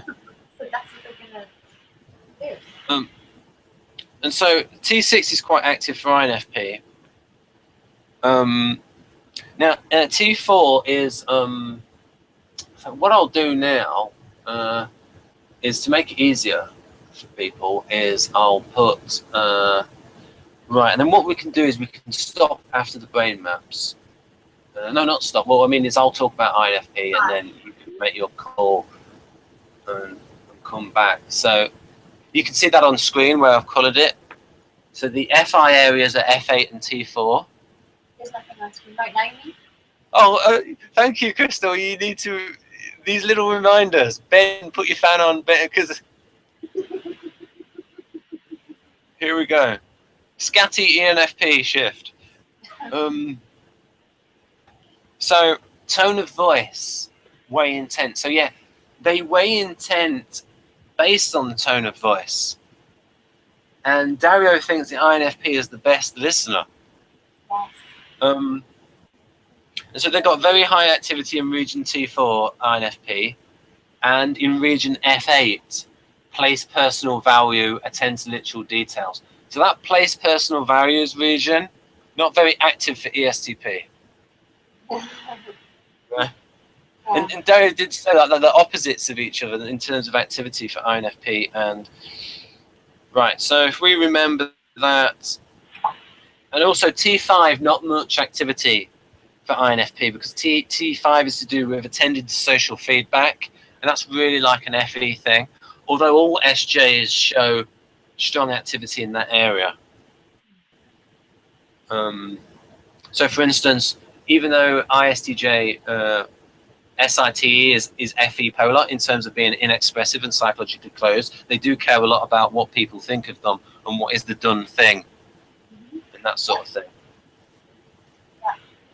Whereas INTJs generally don't give a fig. Nope. So now, if we switch between, so if we sort of like put our thumb on 121 and the rest of our hand on page 105, you can see how the INFJ has more activity in T5 about attending to social feedback. So we can say stronger FE, but they also have quite a bit of activity in region F8, which is about placing personal value. Which is, I don't know, maybe he didn't make them that many shades, but it's the exact shade from the INFP as far as how dark it is. Yeah, but so it does show that they do place a lot of value. Yeah. So it's like that's an FI thing. But but INFPs, like you were saying, the tone of voice they do much more than I do. Yeah, yeah. Right, and do you actually think that's the case as well in real life, that you've noticed that? Well, it feels like the people who, the ENFP and the INFPs that I know, they do, but I don't think that they extrapolate correctly. Right. I don't think that sometimes they do, but sometimes they will spin, because they will spin so many possible reasons for that tone of voice. When they choose one, it's like, no, that's not why. No, that's not how I feel. I see.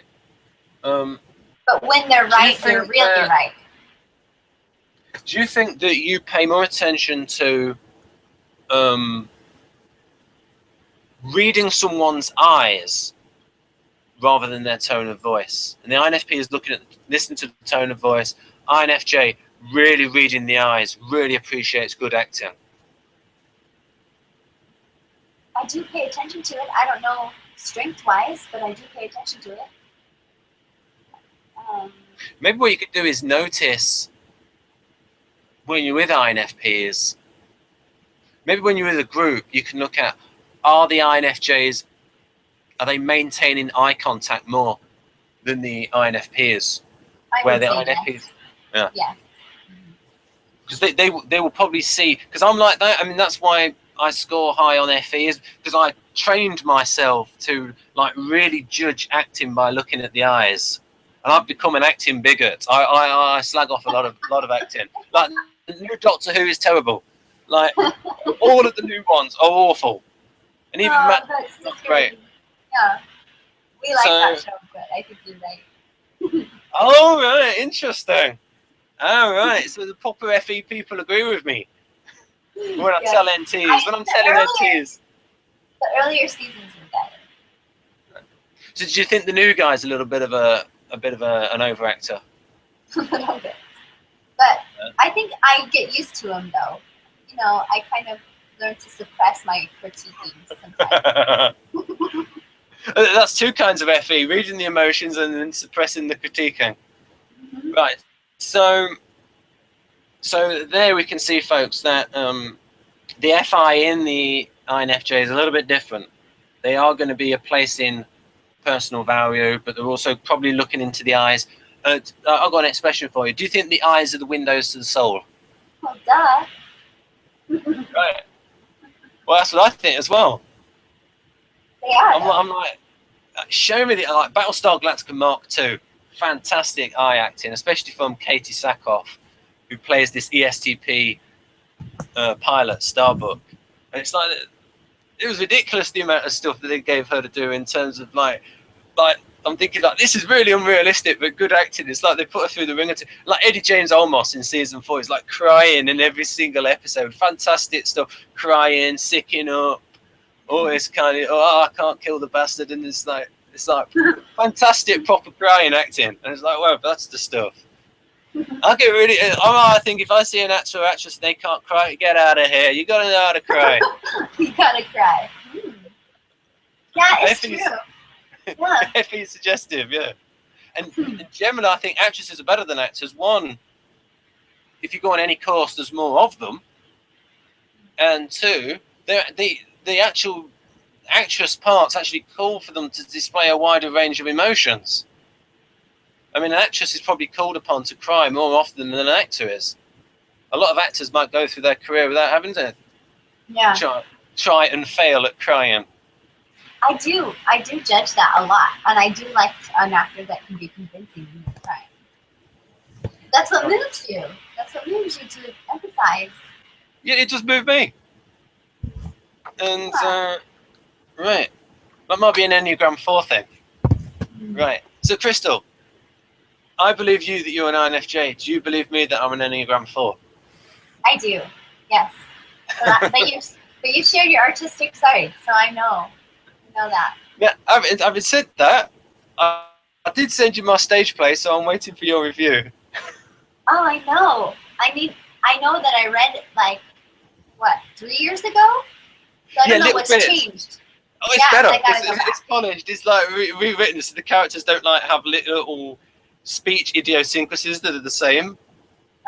Okay. Like I have little things like I say just a lot, so I went through it all. Like one character says just, one says only, one says simple. Like I just make sure that there isn't these. You've got to talk differently. Right. So what we can do, you could make your call now, and I could talk to the audience about INFP. Sounds good. So I'll do that. Okay. Right then, folks. This is a good hangout. This is a really good hangout. Crystal's asking me some good questions.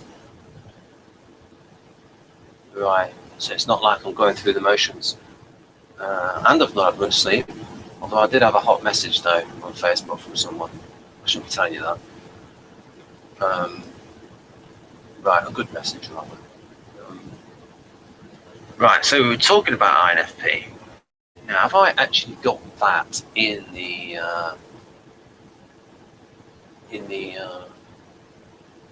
right, so what can we show people? Right, so actually what I can do is I can maybe show something that's a little bit naughty. It's a bit the NTP-ish type humour. Right, apologising in a romantic way. So it's the juxtaposition of the ideas.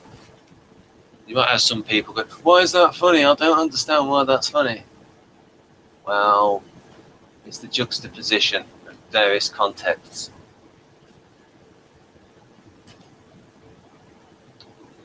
I will make a very romantic cake for that romantic thing, that unromantic thing that I did. Right. Yes, we could. Right. Yes. Yes.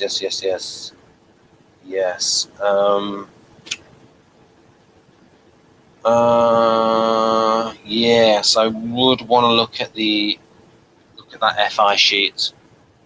I will look at this sheet as well.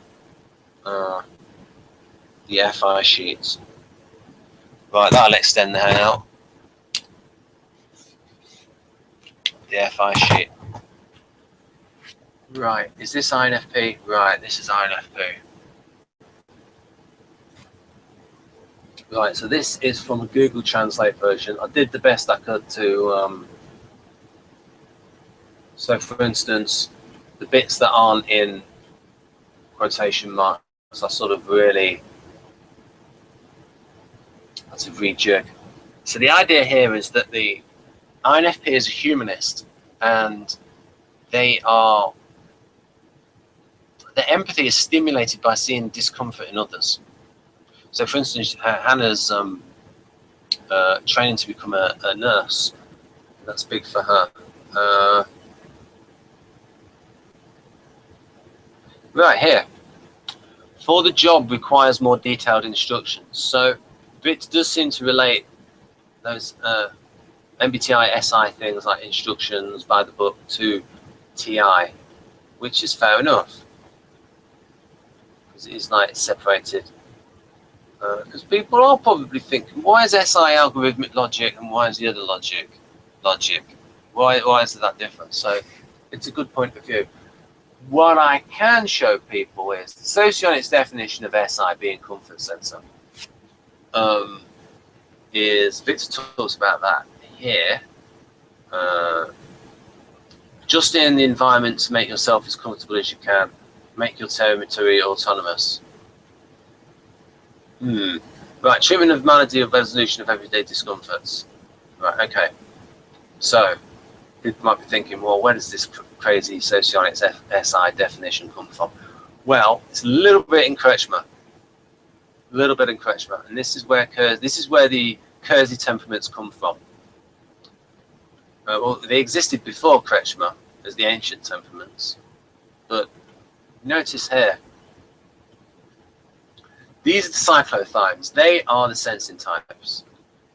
You might be thinking, how do you know that, Ben? How do you know the cyclothymes are the sensing types? Well, we look at this table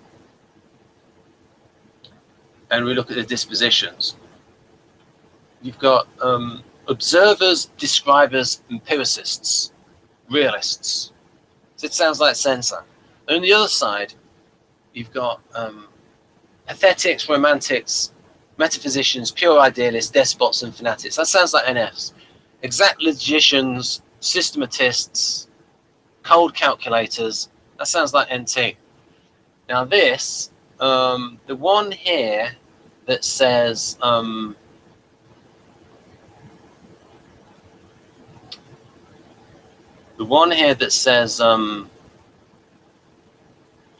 where it says dashing organizers.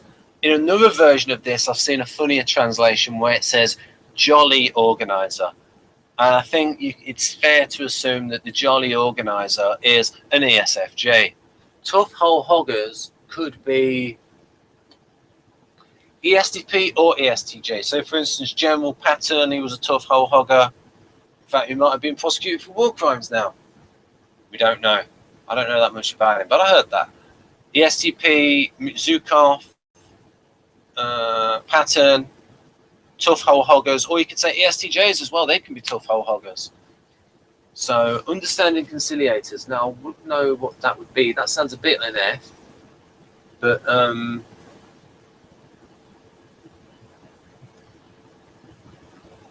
you can see the overlap. Right, Helen Fisher, she studied her temperaments. Well, Kersey's. And she got some fantastic R values. The NTs all know what I'm talking about. So it's a statistical correlation where an R value of 1 is like a 100% statistical match. I think. Right, and these are it's sort of so, for instance, if you compare an R value of 0.8 with 0.7, you might think on the surface, oh, that's only a little bit better. But no, that is a lot better in the actual. I don't know like what to correlate, but that is a lot better as a statistical. And I've forgotten, I did it at university. It was a while ago, but it's like it's almost like a exponential thing, where just that going up from 0.7 to 0.8 is a big difference in confidence, reliability. And Dario called these very good R values. So here, the builder.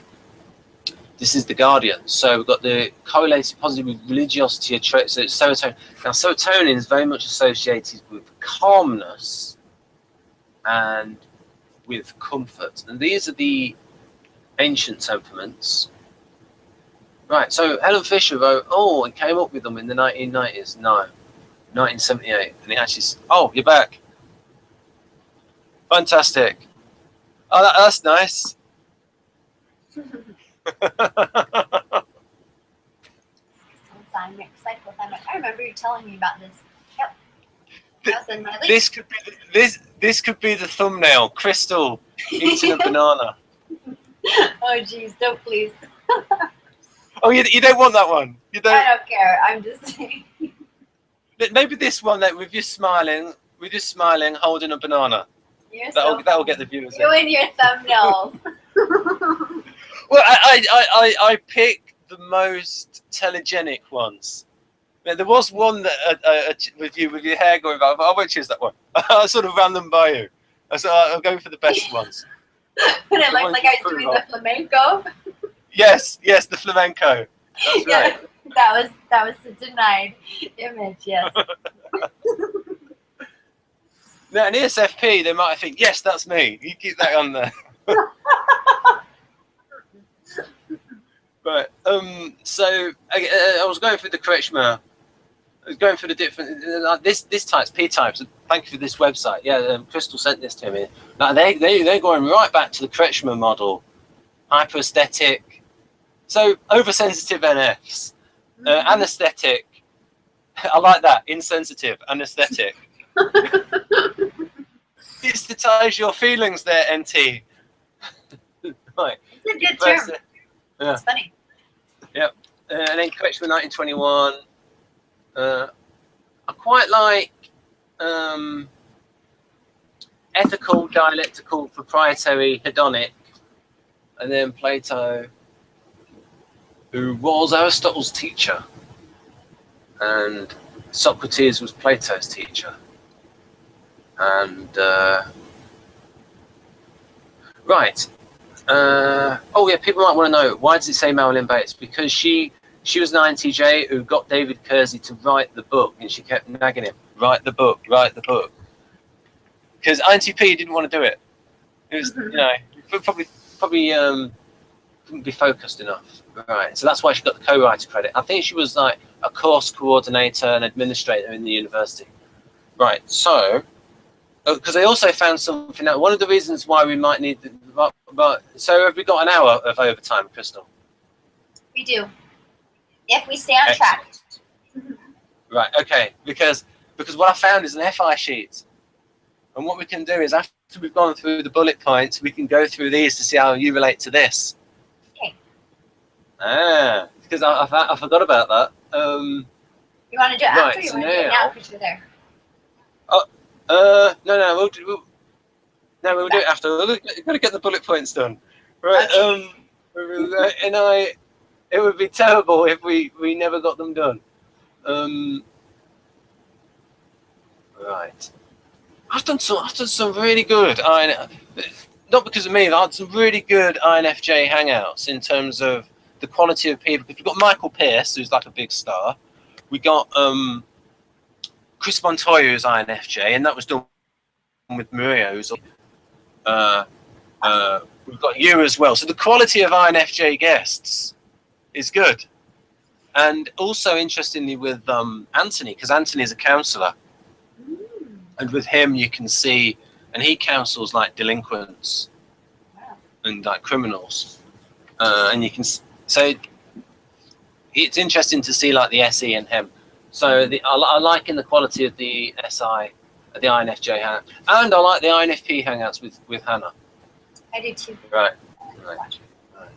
Oh, so you've seen them all? The Model G. Oh, what did you think while I'm trying to find the NI? It's interesting. Yeah, she's a complex character, that's for sure. Yep. It's harder to figure out. She can. Maybe she's just smart and she knows how to twist it in a way that, well, that's true for me, and so is this and this. I did the same thing, but her FI is very clear. I'm trying to find INFJ.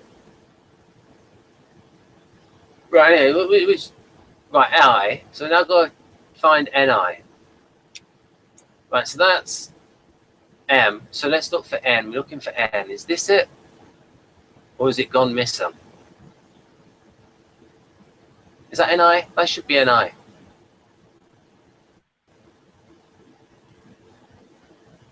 Hasn't switched. Yes. Yep. Yep.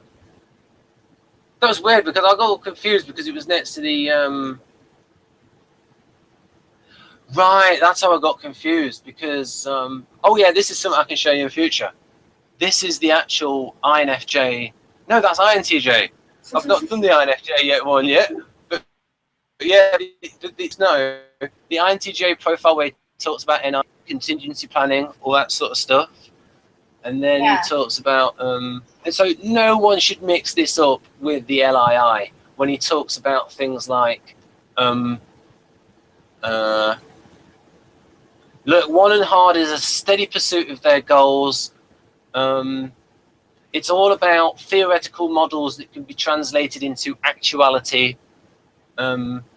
Executives in business, and then the key part was, I'll just say the key part was accomplishing well-defined goals, and it was the bit was where it says every idea is put to the test of usefulness. Every idea must be useful. Right, so anyone looking. I'm not a fan. Right. Don't put me in the room on a project. If they, yeah. And then here with the S's. Yeah, and suggestive mate, but not at the cost of having a submissive mate. So they want someone with a strong personality who can stand up to them like an ESFP. So, and then like FE break here, cold, dispassionate, people's indifference, and then it says something like, says their emotions are hard to read and emotionally expressive, but then he says, oh, on the inside they are like romantic, hypersensitive, and all that kind of stuff. So that's like their tertiary FI. So now we can go back to INFJ bullet points. Right. INFJ bullet points. There's only 4 of them. Jeff got a ton of them. He got like 8. Well, how rude. Why don't I get more? Yeah, conflictor. Well, Victor's being too kind to his conflictor. I mean, I think we all want more bullet points. He had a load for creative FE. Loads of different. So here we go. Hope this is not a personal question. Do you keep things pleasant in your circle? Yes, I do. Here's a good one. Stays away from rude, unpleasant persons. Right. And how does that? Yeah. How does that relate to? Okay, what types do you find rude and unpleasant? Or is it something separate from type? Are there any types that you think have a tendency to be that? I will say that in the beginning, TE leads, when I'm observing them from afar, can seem to be rude and unpleasant because they don't form their words in ways to affect their audience or to be in tune to their audience. They just say straightforward whatever's useful. Yep. But when I have one-on-one interactions with them, eventually we get into a pattern where it's comfortable. So those with TE, I sometimes find rude, but I have had experience where eventually I get to see their whole personality and I can soften that perspective. But in the beginning, I think that they don't have good people skills. Do you think the TE DOMs show better FE than the INFJ and ISTJ? Because their role function. They do.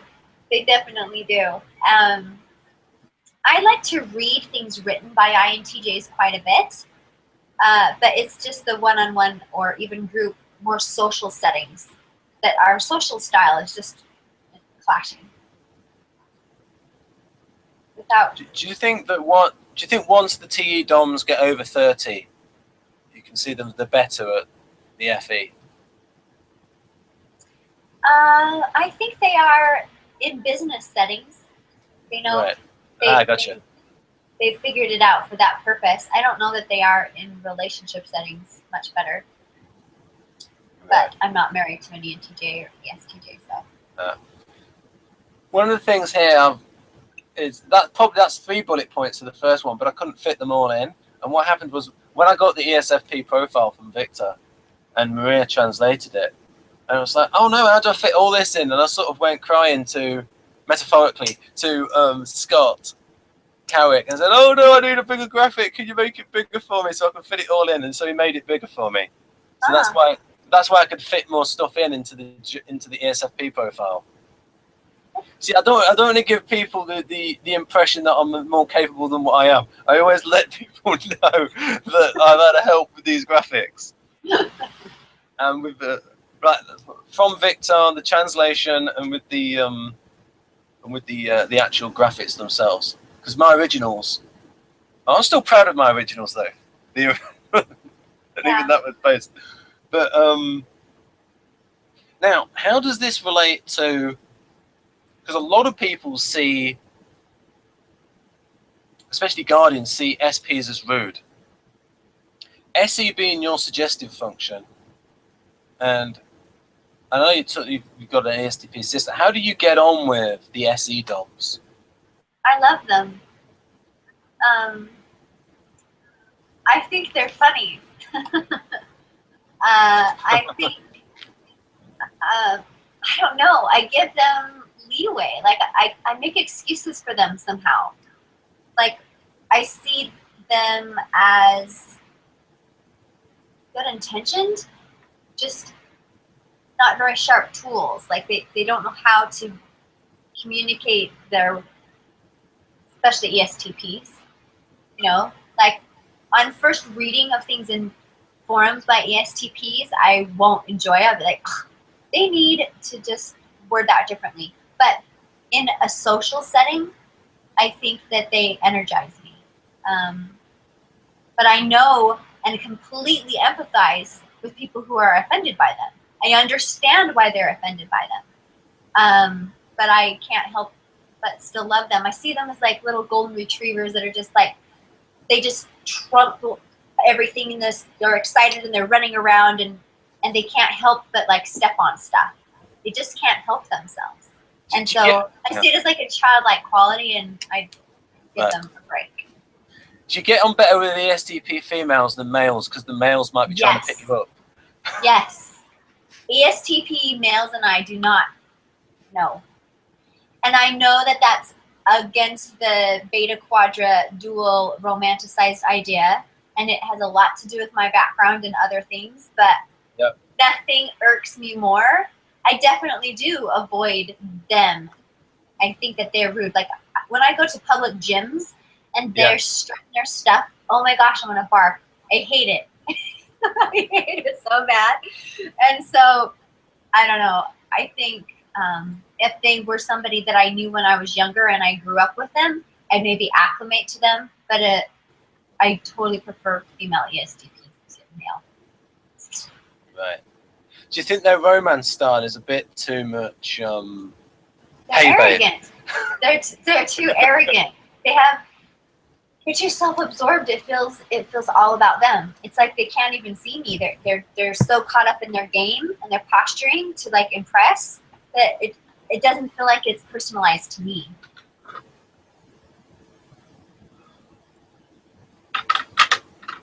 Right. Sorry, maybe they see you.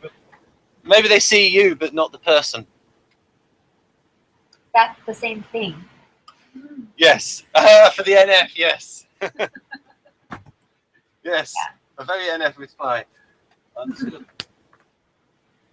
I like it when you said, this is about the harshest thing you'll ever say is like, they're not the sharpest tools. I thought, whoa, that's a cutting remark from Crystal. That's about as tough as Crystal gets. That's a slapdown. I think they can handle it. Yes, they can. Yes. Right. Right. So, any SP pickup artists out there? Crystal's not the one to try it on with. Nope. Right. And that makes sense. The STP females, yeah. That takes romance style out of the equation. And again, it's these non-socionics factors. Absolutely. That you got to try and get them out of the equation. Right. Peacemaker. How about that? Yep. That was my nickname in my childhood. My mom and dad would always say, "Thank you for being such a good peacemaker, Crystal. Thank you for being a peacemaker." I think I even still try to do it with friends, but my style has become different. Like in my family setting, it was, well, I guess I still did the same thing. I would go from person to person to find out what was wrong with them and kind of explain it in a way that the other person who was upset could hear it and then take what they said. I was like a go-between. And I still find myself in that role because people will trust with me how they feel and not be willing to make the first step to make amends. So if I pass messages between the two, then they finally can come together. It's kind of ridiculous, but it happens. Right. That might relate to the next point. Takes advantage of the situation in order to correct the relationship by passing judgment or distancing from destructive people. You might know what that means more than I do. Maybe that's what INFJ door slamming is all about. Wow, what is that? When you've given someone far too many chances to adjust their behavior that you've expressed is not acceptable, and if they don't change it, that you distance yourself, as in the door is shut. They are out of your life. And I suppose in like MBTI and Kersey terms, that's like where the INFJ is a judger, and they're directive, and they're like, right,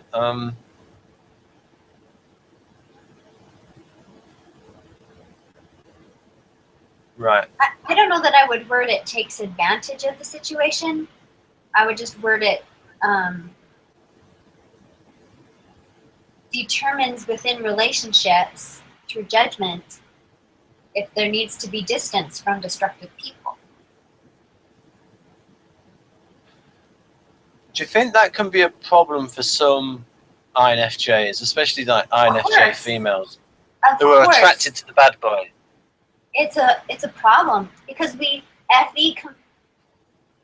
will decide they are not good for you, and FE will say, but I have seen this and this and this, and I understand this and this.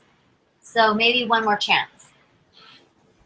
Do you think a lot of INFJ females will see a bad boy as an exciting man and also be confident in their ability that, hey, they could bring about change in this bad boy?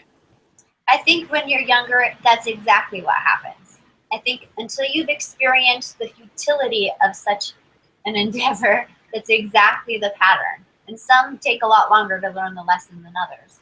But yeah, we see the good in everyone, so wanting to bring that out of someone, especially with the SE excitement and fun that they will bring to you, because it's usually those SPs that are the bad boys. Like, that's what happens. Yep. I forgot to use my favorite metaphor for the creative function. I call it the it's hard to see, so it's the fish that doesn't know it's wet function. So you don't know that. So for a lot of times, like for instance, I don't know that I'm swimming in NI. Oh my gosh! Look at this. Yeah. I'm just going to show you something. I've just jumped out of my skin. What happened? Can you see that on the wall? Yes. See that big flipping spider? Oh my gosh! I was looking at your pill above the shelf, but whoa, that is huge. So you want to? This is going to be an on-air snuff movie. I am going for that. I am going SE bipolar on this. In your ears. I'm sorry. Right, you watch this, folks. I'm going for this, mother. Get out of it. Ugh. Yay! Let's have a look. No, that's not. You can get all of it. I don't want to see. You don't want me showing it on camera? I'll just close my eyes. You close your eyes. So I'm going to show people this. I've got the bleeder. There we Tell go. me when. Live on air snuff movie. Right. There we go. Deary, deary, deary me. Is your heart back to normal? Your heart rate?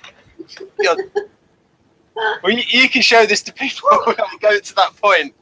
Ugh. I was like, oh, what? That was a big one. That was disgusting. I don't know what the heck I would do with a tarantula. That was just that's PTSD for me. That would be PTSD. That's pretty bad. Ugh. Right, flipping heck. Not like seeing things like that. Right. Heart's racing. It's not you. It's the spider. Right.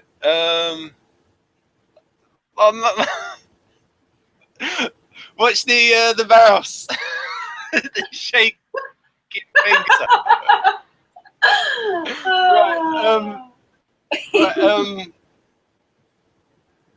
Right, so then the fish doesn't win.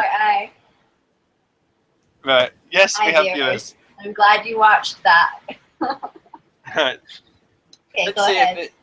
I'm just going to do the chest. Right. Yeah. But they're all stable now. The finger. Right.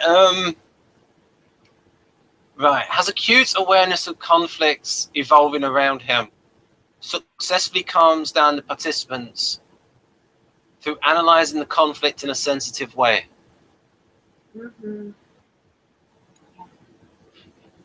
So when it says they're evolving, so do you have that sort of sense of the way things are developing? Well, before it's even escalated, you can see it's on its way. So you're already prepared, you know, because just naturally I can tell when someone was triggered, and the empathy is what calms them down, is recognizing and being able to express, I understand that when such and such happened, or when they said this, that you probably felt this. Is that true? And the fact that you're trying to understand where they're coming from usually calms people down. Everyone just wants to be heard. And if they feel heard, then they calm down better. It's when we stop listening and we just want to be heard ourselves that it starts to escalate. It's good stuff. So how do you usually pick up on these things? Do you look at, what are the things that you notice? And any like visual clues? Like, do you hear it in the voice? Do you see it in the eyes? It's generally just an understanding of humans, you know, just when people,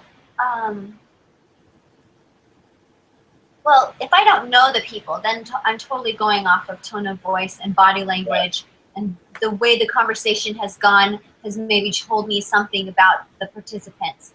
But more often it's between people that I know to some degree and will understand, well, this is really important to so-and-so, and this person is totally dismissing it. That's not going to go over well, and you can just see it coming. Right. That's good.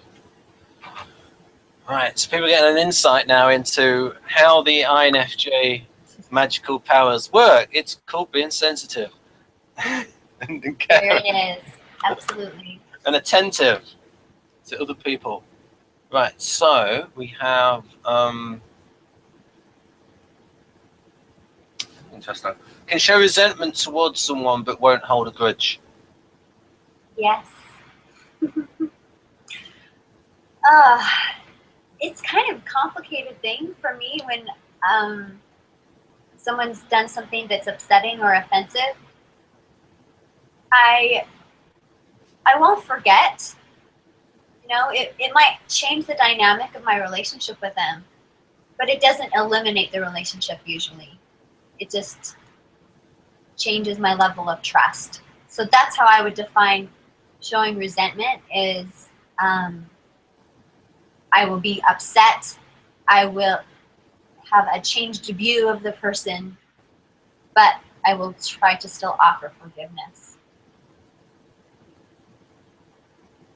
Right. So so that's that SOCIONICS I.E.I, like changing the status of a. So what I'll do is I'll ask you as INFPs know how they feel towards everything and everyone, and they'll like put people in different categories of like BFF, best friend, like all these finely grained categories. So they know how they feel towards everyone, and that act appropriately based off of that, to use an American phrase, off of. How do you compare with that? It changes. I have initial feelings about people, of how I feel about them and where they stand, but it isn't static. It can be turned over quite quickly and then regained quite quickly. It's kind of a cycle depending on communication and understanding. So when someone is changing the way that they've behaved over a long period of time, suddenly they're behaving differently, then red flags will go off, and the relationship is on shaky ground until we communicate about it. And I think for FI people, they don't do that. They usually remember, they have a general sense of the nature of the person, and that's so much stronger than the initial emotions of the moment. So they will wait to get the information before they go on the emotional roller coaster about it. I actually go on the emotional roller coaster, even if I come back around and say, oh, but I know that's not like you and it was circumstantial. I think Dario noticed that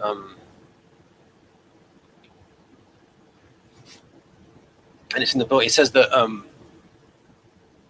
the FI DOMs are like very good listeners, but like the ISFP, FISE only listens if they're intrigued. Like, so it's like until they want to find something out, then they'll stop.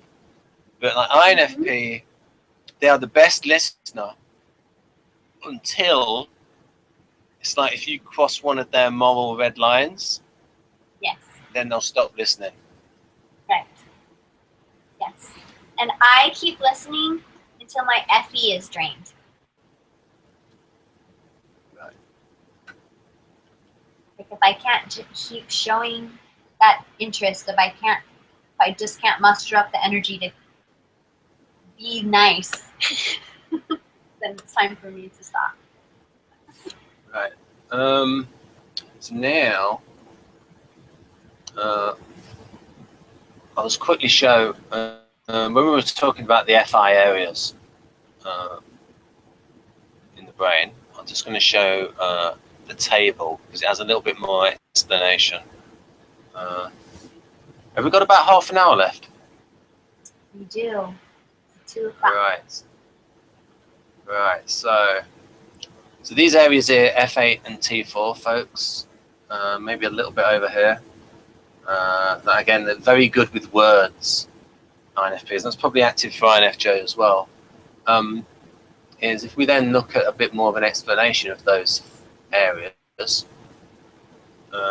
Would you agree that INFPs are perhaps better at language? I think INFPs and INFJs both can be good writers, but it seems that INFJs are more comfortable expressing verbally, and INFPs are more comfortable expressing writing. I think I still prefer writing, but yeah. Do you know what I'm trying to say? Yeah, I think it's more just the general function of the FE being more towards people and FI being more towards someone's own feelings. But it might be that INFJs being more able to see things from different points of view might be able to write characters that are very much different, whereas INFP might be better at articulating a particular point of view and self-expression. And there's going to be many shades in between those poles, but that's just a theory I've just come up with right now. Right. Yeah. FA, grounded believer, evaluate people and activities in terms of like or dislike. Oh yeah, and Dario says it's a spectrum as well. Recall details with high accuracy. Precise speaker, focus on, attend to grammar usage. So let's have a look in the book. Let's see if that's active as well for INFJ. So that would what be kind of details are they recalling with that high accuracy?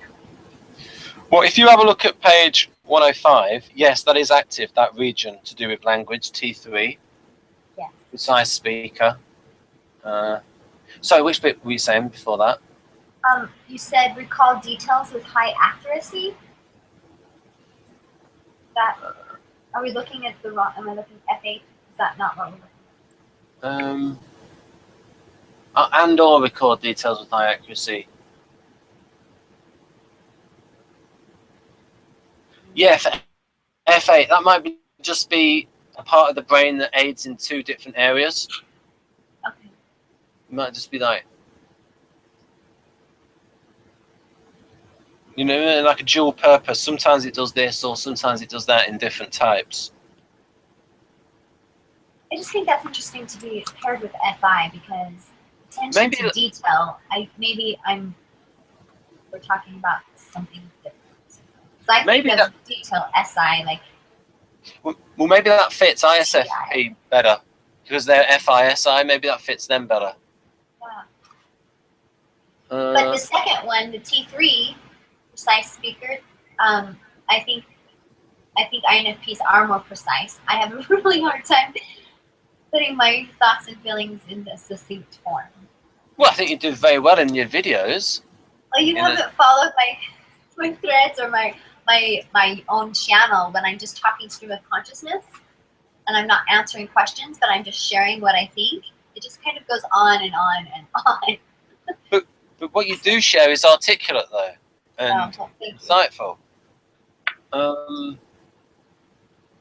Intuitive listener. Speak in a holistic way to influence. Now, what does that mean, Crystal? You're an NF. What does that mean? Speak in a holistic way to influence. Probably sensitivity to not say anything too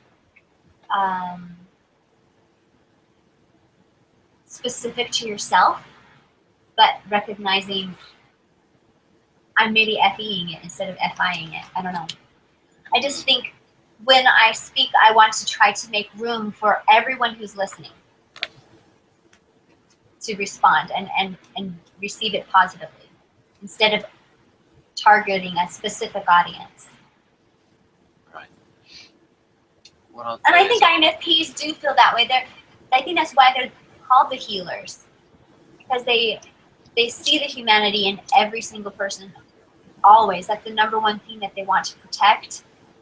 And so I think maybe they are even more natural at it, because I might be feeling that way, but based on who I'm with, will maybe phrase it a little differently for that particular audience. And those with introverted feeling first, they never do.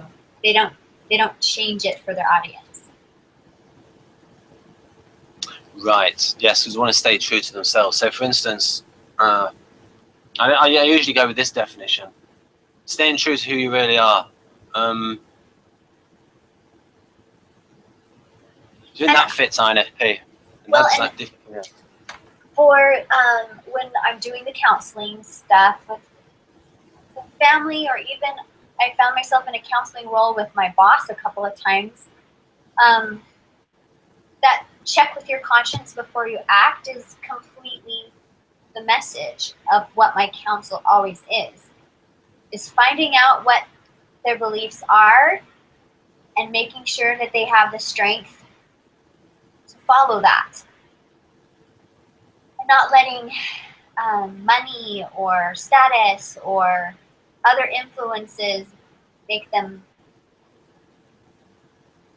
default to serving something other than what they believe is right.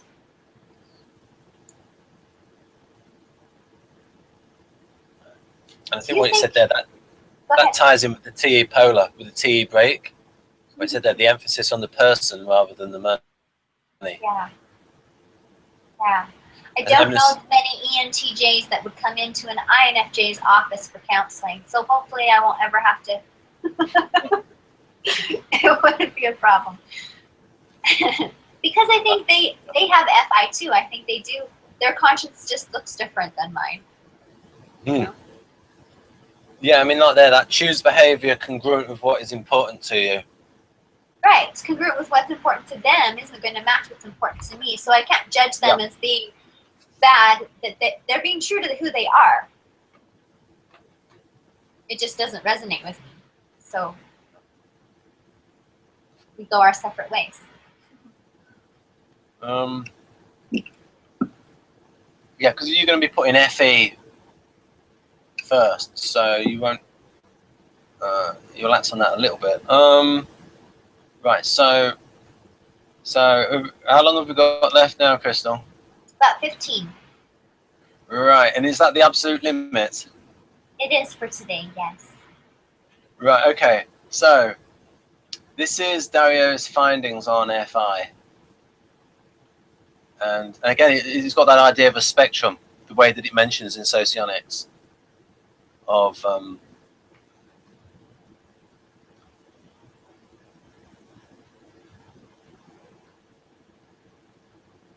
so interesting. I really like that in Model G, what we said before, how it says that it's something that can turn on and off, and it's used as needed. That phrase, listen with your whole self to locate and support what's important. I do feel like I have to consciously go into that mode. It isn't always operating. It's something that I will need to separate myself from other people to get in touch with. Ah, so do you feel that when you are with other people,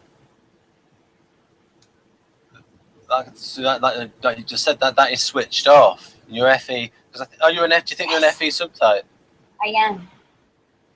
Yes, I think MI subtypes have a maybe closer connection to that link with FI and the creative than I might. I have a constant back and forth dance, I think, as an FE subtype. It's an inner struggle. I go through more tension because of it. Do you think if you were surrounded by people too much that you might feel alienated from yourself? I already know that I do. I already know that I do. I have a very large family, most of them extroverts, and I came to know myself once I left home. Right. Evaluate personal importance along a spectrum from love, like, to dislike, hate. Kind of what was in the previous slide, right? Similar. Yep. Use their whole brain to listen to others.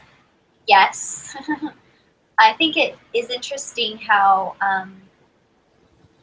that is possibly why I connect with particular personalities over others, because there's certain people who will be sharing things that do require I use my whole brain, and there's those who will be sharing things that it kind of turns off parts of my brain, and I feel detached from it. Like there's nothing for me to hold on to.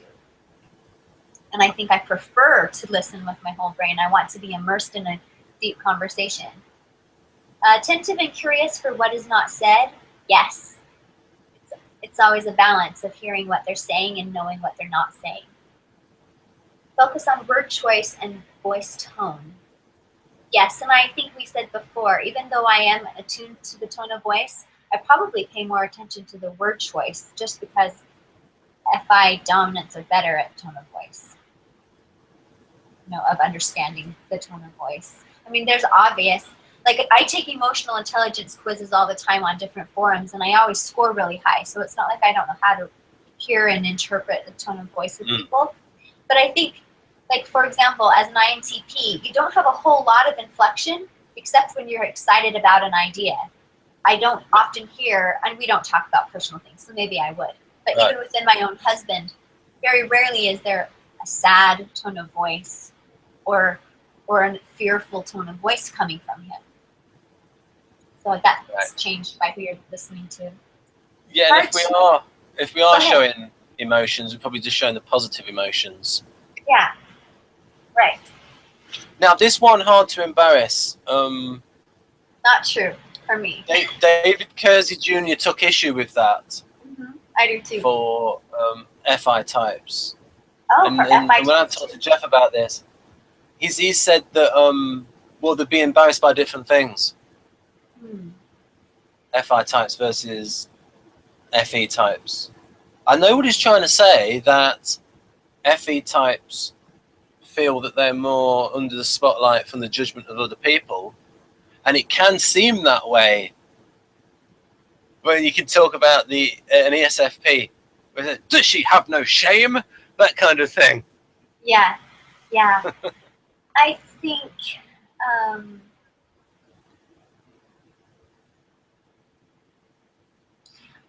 I agree that different things will embarrass us. I'm having a difficult time giving a specific example. I think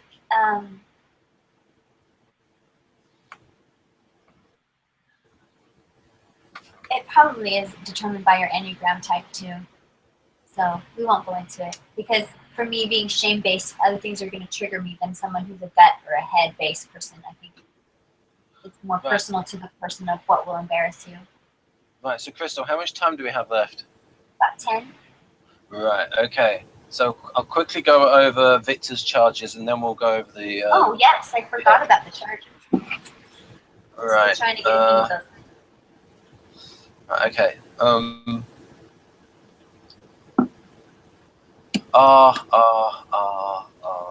Here we go. Well, it's sort of like,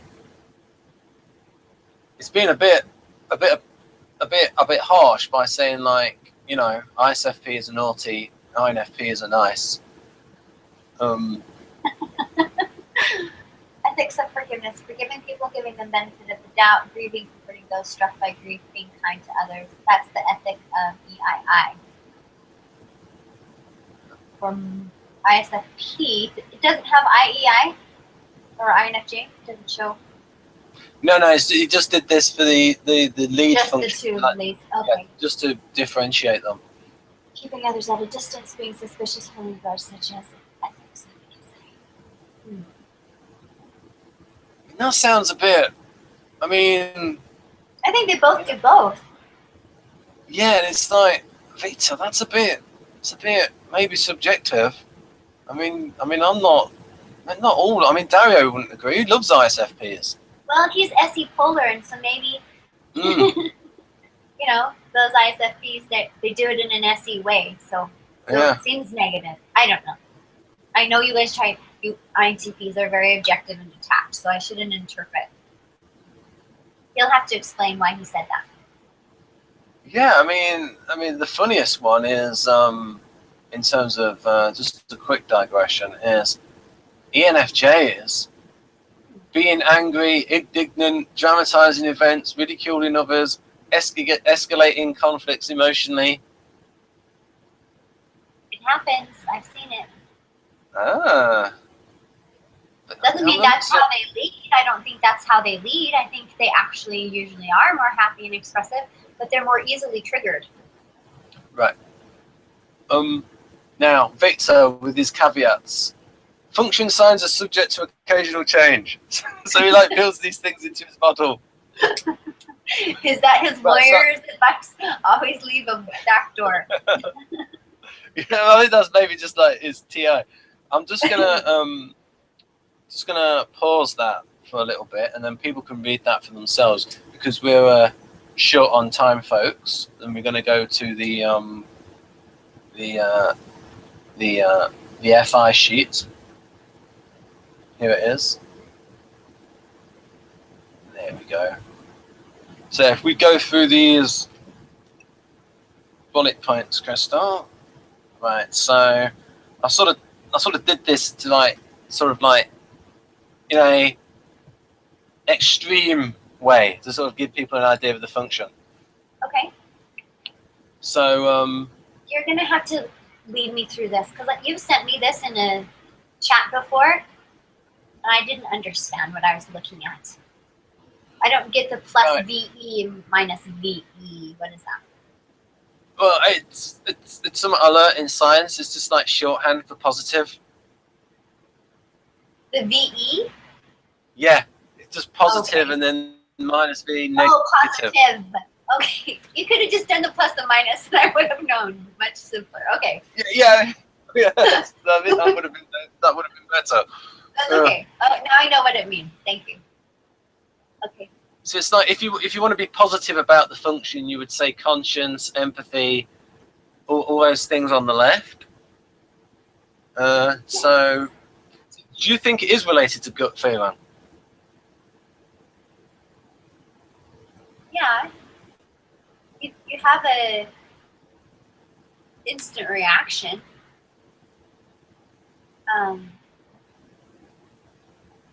It is like having conscience is a wonderful term for it.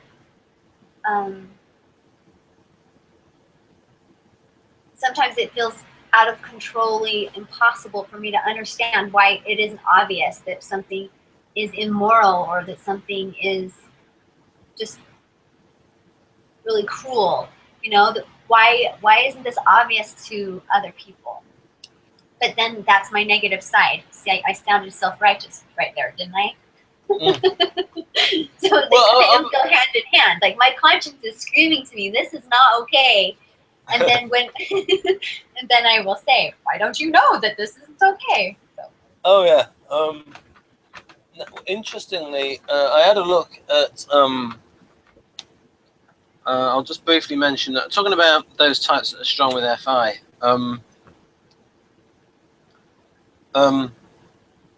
Looking at FI and all the NFs, ENFJ has control FI, so that's like the ignoring function. So it's like low in energy but high in information. Yes. INFJ has creative FI. ENFP has demonstrative FI or auxiliary FI, and of course INFP has lead FI. So they've all got FI strong in different ways. But it's pretty much this prone to projection. I've heard FI types say that FE are prone to projection, so that's interesting. This is saying ethics of relations are prone to projection, but that means all NFs do it. I think we do. I agree with it. It's just interesting. I don't think FE. I think FE is about its reading what's there. It's more objective. These are the cultural norms. These are the expression I can see on the face. Whereas the FI is, I know how I feel in this situation. So when you imaginatively put yourself in somebody else's shoes, you are, I mean, prone to projection is just the negative version of empathy when empathy's gone wrong. And that can happen to an INFJ in the counselor role with someone who's strong in FI. Because an INFP or an ENFP, their conscience isn't always going to match up with the ENFJ and the INFJ's conscience. Right. And so we could have an experience of projection in that dynamic. Do you think I've defined empathy right on the left? Related to identification or bond with the other person. Absolutely. Thanks, because I got that. I got a lot of that was based on how Robert McKee defined it when he was talking about the audience bonding with a character. Anytime you want to know about, go to YouTube and look up Brene Brown in vulnerability or empathy. All of her YouTube and TED Talks, that's what she talks about. I think we mentioned this before. It's good for the arts. And then I'm going to zoom in on this bit. Yeah. Right. Because it means conscience polar. In terms of... no empathy. I think the ENTP is they do not want to be restrained from doing what they want to do. They're less malicious than ESTP males, because they're actively about force, whereas ENTPs just want to do what they want to do, and they can get intellectually carried away with themselves in terms of they think having a fun intellectual discussion by misrepresenting their own views with a controversial point of view. They think it's interesting to pretend to have a controversial view to like see how the other person reacts. That's Whereas the playground. no, that's naughty. That's naughty. And I actually talked to someone who didn't know he was in the NDP at the time, and he said, "Oh, he liked that. Oh, it sharpens up my skills. It's not about you. Playing with people's emotions." Did you say that? No, I said, "Whoa, that's not very nice." I thought, well, that's trolling. I know it is trolling. Yep. And then from the socionics point of view, determines appropriateness because determines the status of each relationship. So what is appropriate to each? Right. Yes, we do. Definitely decide this works for a friendship. This works for a marriage. This works in a parent-child dynamic. This works in employee-employer dynamic. I think I should have kept this one in. Read someone's character, or at least tries to. Yeah, we do make judgments about that. Now, so on the negative side, I've put judgmental, and in order to fit this in, I might have left the letter out. Just the R, but that's okay. It's okay. We can still intuit what you meant. Right, and then I've got when I go really close in, people can see the like, oh, there's the Tipex. There's the label I've stuck on the sheet. Because originally I did this, folks, to like put it on the wall in like a pocket, and then put my webcam and like show it on webcam. But of course now that big blob of Tipex. Right. So yeah. So no, this is from a Dutch Carl. No, this guy that talks about narcissism a lot. Where I got this phrase: noticeably higher pronoun density. Are you saying FI is narcissistic? No, I'm just saying that because they see things from their own point of view, they might use I, my experience, and they're talking about themselves. All introverts do, though. Like, that's kind of what we do. Yeah. But I might think that INFJs and FE types, once they learn about this, they actively try to change it. Interestingly, George Bush Sr. said something like, he always tried not to talk about himself. But that was because he was taught that as the way he was brought up. It's like, or don't they have these contests where they say, write a speech without saying I? Tricky. Did they ever? I think they do that, don't they? That's like school exercises. Write a speech without saying I. Yeah, changes your perspective. So, self-righteous. What do you think about that? Self-righteous, oversensitive. I think sometimes we can be. If we're honest with ourselves, this is true. I mean, I'm giving them loads of good things. I'm giving them conscience and sensitivity and empathy. Right, so, you know, I'm giving them the good stuff. So now we can talk about FI gone wrong. In terms of... Subjective emotions, or what's that subjective emo? Yes. Well, it's far worse being FI polar compared to subjective emo. I mean, these things are not really... That's a TE polar or T... I don't know. Is it really? Yeah, but I don't really see a problem with these things on the right. I mean, they're like... That can be quite funny, but like this one's really bad FI polar. Really.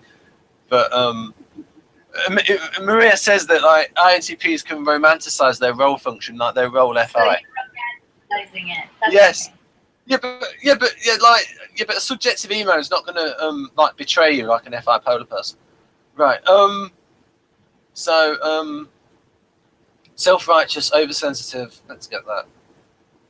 Right. Self-centered because all about how people or things make them personally feel. So there's both. Yes, I think I see this on forums a lot. That's what the arguments tend to be about, is when somebody doesn't reflect back the other person's feeling, then they can just go on and on and on and on and on because they're not feeling heard. But it's also that self-centeredness about how they impose it that enables them to be sensitive, enables them to be good in the arts, enables them to determine the appropriateness of a relationship. Yes, exactly. They've gone to the depths of those emotions, so they have more to draw from in putting themselves in the other person's position. Yeah. And then we've got closed-minded after a judgment made. And I'm not even sure if I've spelt judgment correctly. Have I spelt it right? I don't think there's an E. There isn't an E? That's okay. Oh, no. There should be, though. There's certain things I'm probably... Yeah, I think... do you do that? It's your role function. Do you have a closed mind after you've made a decision? Yeah, I do. I do. Yeah. So I think I relate to that too. Once your mind's made up, you're like, but I think we all hopefully take a long time before we make up our mind. Yeah, I think I should have put that on the left. I didn't really have space to open. I mean, I did this in May of last year. That good listeners, very open-minded before a final judgment is made, and of course it takes an INFP a long while to make a judgment because they are perceiving types. Yes. Right, and then this bit here, suppress e.g. hard for FI ego types to understand Peter Schiff. And I'll stick by that. Now David Kersey did put in here. Right. So yeah, Dario wrote that it suppresses the TI. Because Austrian school economics is like purely with the TI. Now I'll just read this little bit out. Now David Kersey Jr. and Senior were both interested in Austrian school economics, and he said openly in a group that he and his father talked a lot about it. So that's the same economics as Peter Schiff. And so what he put for the INFP profile is he did something that related to that, in my opinion. Because if you think that David Kersey is talking about things in this, then he's probably talking about having discussions with INFPs where politics come up. So that might explain why he wrote this about INFPs. They show a tendency to take deliberate liberties with logic, believing as they do, and unlike the rationals, that logic is something optional. They may also at times assume an unwarranted familiarity with a certain subject matter, believing in their impressionistic way that they know all about that they may never really have mastered the details. Then later on he says that they can be good in professional works and in scholarly activities. But that was a little bit harsh there, and I'm wondering if that was because of that background. Could be. Is there an equivalent to the FI and the INFJ? How would it be tempered? The way he does the INFJ profile is what he says about there's very little on ethics. Like he talks about the NI. The NI in the INFJ counsellor is, furthermore, the counsellor is most likely of all the types to demonstrate an ability to understand psychic phenomena. What is known as ESP, extrasensory perception, may well be exceptional in both its forms, projection and introjection, such as supernormal intuition, is found frequently in INFJs and can extend to people, things, and often events, taking the form of visions, episodes of foreknowledge, premonitions, auditory and visual images of things to come, as well as an uncanny communications with certain individuals at a distance. That sounds like NI to me. Now, right. That's then the we first have, video. Yep. And then just a little bit, and then within all of that, they only mentioned ethics a little bit, and it seemed to be more multifaceted. They work intensely with those close to them, quietly exerting their influence behind the scenes with their families, friends, and colleagues. These seclusive and friendly people are complicated themselves, so can understand and deal with complex ethical issues and with deeply troubled individuals. Whereas the emphasis in the INFP profile is more on the INFP thinks this and will stick to this. So I think we have reached the end. Cool. And the only casualty was a big flipping spider. Fat, disgusting spider. Right. Yeah. So, I think an ESTP would have done this. Just bopped it with her fist. Oh, could very well be. Right, I once saw that on somebody's Facebook wall. A woman talking about their girlfriend. He just punched it. That's not an INFP. Right, or an INTP. Right, so thank you very much, Crystal, for asking fantastic questions that stimulated me in order to give replies. Now, so can I, at least as a thumbnail, have you holding the banana? I guess so. And smiling, because that would be good. People think like props, you can have that. Yeah. Okay. Thank you. So, bye, folks. This has been great. Thank you. It was fun. Okay.